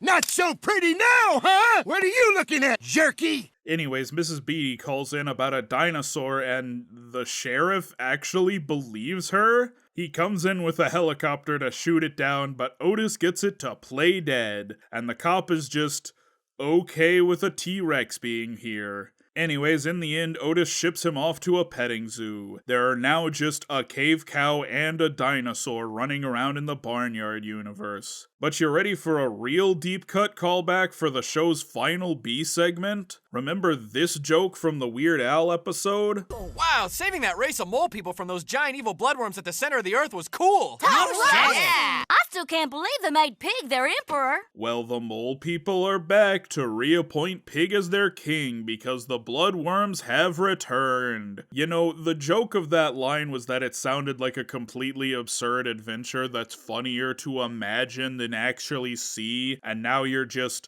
showing us Pig becoming the king of the mole people and defeating the bloodworms. I noticed the part where he abuses his power and learns nothing is absent, though. Anyways, yeah, the mole people annoy the barn animals a while. It's a classic, the animals let some outsiders stay with them and they're really annoying and bad, as if you guys are a fucking picnic to live with. Then the bloodworm shows up and he's just a little guy, but he can hurt your feelings. How's the weather down there, shorty? But I'm taller than you. It still hurts. But Dr. Pig sees through the hard shell and comforts the bloodworm. Not an episode that needs to exist, but it is not terrible. Which brings us to the finale of Back at the Barnyard. And yes, unlike Jimmy Neutron, this did air as the actual final episode of the series. Now, it's not quite as grand a finale as Jimmy's could have been, like moving this earlier in the series wouldn't have ruined upcoming episodes, but whatever, it's a 22-minute special episode. Here it is, Aliens. Look, it even has a unique intro referencing Bingo and Planet Sheen. That's all the proof I need. Planet Sheen is a Barnyard spinoff, not Jimmy Neutron. And they've already confirmed ghosts, Bigfoot, mole people, leprechauns, and unicorns exist in this series, so why not end on aliens? Though an earlier episode teased aliens coming for Freddy's hand, which I'm kinda surprised this isn't a callback to. Like, that is the type of dumb, pointless thing Barnyard would pay off with their series finale. But alas. And you can always tell when they're stretching to hit 22 minutes because they'll repeat a joke way too much like they're fucking Family Guy. I thought it was one of them nuclear reactors. Actually, Abby, it's pronounced nuclear. Nuclear. No, nuclear. Nuclear. Nuclear. Nuclear. Nuclear. Nuclear. Nuclear. Nuclear. 2 hours later. Nuclear. Anyways, Otis has a giant satellite, and Mrs. Beatty believes the animals are contacting aliens with it. So they prank her by making her believe the aliens have already invaded. And oh yeah, apparently the satellite can broadcast to deep space, attracting aliens. So Mrs. Beatty's fear was not completely unfounded. Although these guys were already plotting to invade Earth, so I don't really think it's Otis's fault they're here. Powering up signal device! Wow, they really are voice blind, because that alien sounds exactly like Baxter. Yep, it's Kevin McDonald and Darren Norris as the aliens. Norris reminds me of the nanobot he played, and McDonald reminds me of the Tallest. It's basically just those two characters. Although, VeggieTales ended with cows coming off the ark, foreshadowing this review. And now this is ending with Kevin McDonald as an effeminate alien. Could this be more foreshadowing? Oh, and they horrifyingly place Mrs. Beatty's head in a floating jar. This episode does better at establishing Bessie and Pip's relationship. She is not interested in him, but he is her friend, and she cares about all of her friends at the barnyard, even though she is mean to them constantly. And today she's looking for a new man, or perhaps a new alien? Of course, it's not meant to be, as he dares hurt Pip, which of course reveals their weakness: milk. So I just got one thing to say, baby. Milk me. Yes, the barn animals defeat the aliens and prevent them from summoning their Earth-destroying armada. Well, thank goodness we stopped him before he could pull that lever. Guess we won't be needing these anymore. Honestly, I would have a lot of respect for them if they just ended the series by destroying Earth. No, instead they convince the aliens the Earth is 90% milk. And after finding the planet is covered in a liquid that will melt them, they decide not to go forward with the invasion, which makes them smarter than the aliens from Signs. And they end on Mrs. Beatty disfigured. She's just like that now. The end. And plus, there's still plenty of cake left. What a perfectly fitting conclusion for Back at the Barnyard. A tad thin and predictable, with jokes that really flop, but not without some good moments. Look, is Back at the Barnyard worth rewatching? No, absolutely not. Maybe if you're really nostalgic, it's worth checking out an episode or two. I guess I recommend Cowman, the Udder Avenger, Get Bessie, and The Haunting. But is this worth watching a multi-hour retrospective video that cuts right to the good stuff and skims all the bland mundanity of the show? Yes, absolutely. And that's why I've done exactly that. I think the show gets a little too much credit from people who haven't watched it since they were 12, because while it could get fairly wacky, I don't think it's really any more wacky than, like, Rocko's Modern Life, or even really early SpongeBob, and it's in a less timeless style than those. This may look a little better than Jimmy Neutron, but it's still not, like, great animation or anything. Coming into this, I was kind of hoping to compare it to American Dad, a show that just gave up ever taking itself seriously to become hilarious nonsense, but it's honestly a lot closer to Family Guy. There's usually at least one funny joke per episode, with even some really good episodes in there, but a lot of the show is just not that great. Also, they're both heavily reliant on absurdist cutaway gags. A show best viewed through funny moment compilations. Sometimes it can catch you so off guard that it's just unforgettable, except for all the extremely forgettable parts, but you know what? You watch this as a kid and then take a decade, you're only gonna remember the wild, memorable moments. I almost hate to break the illusion, but no, this show was probably bad, or at least mediocre more often than it was good. But it does have such a bizarre legacy with Nickelodeon. Like, this lasted 51 episodes. This was a flagship series for them. I might not enjoy vast swaths of it, but its strange existence and just how mixed of a bag it can be keep me fascinated with it. But I certainly don't recommend watching the entire series, because I was really starting to get tired of it by the end. Plus, where working on the Jimmy Neutron and VeggieTales reviews scratched a reminiscent itch, this series left me with such a nostalgia deficit, I ended up writing a whole Pixar ranking video. I don't know if it'll ever come out, but I certainly wrote it. But you know what? Maybe I'm overthinking it. Back at the Barnyard is one thing, and it only needs to be one thing. It is a perfect meme. I'm Matt, and until next time, have a nice day. This little piggy went to market. This little piggy stayed home. This little piggy had roast beef. This little piggy had none.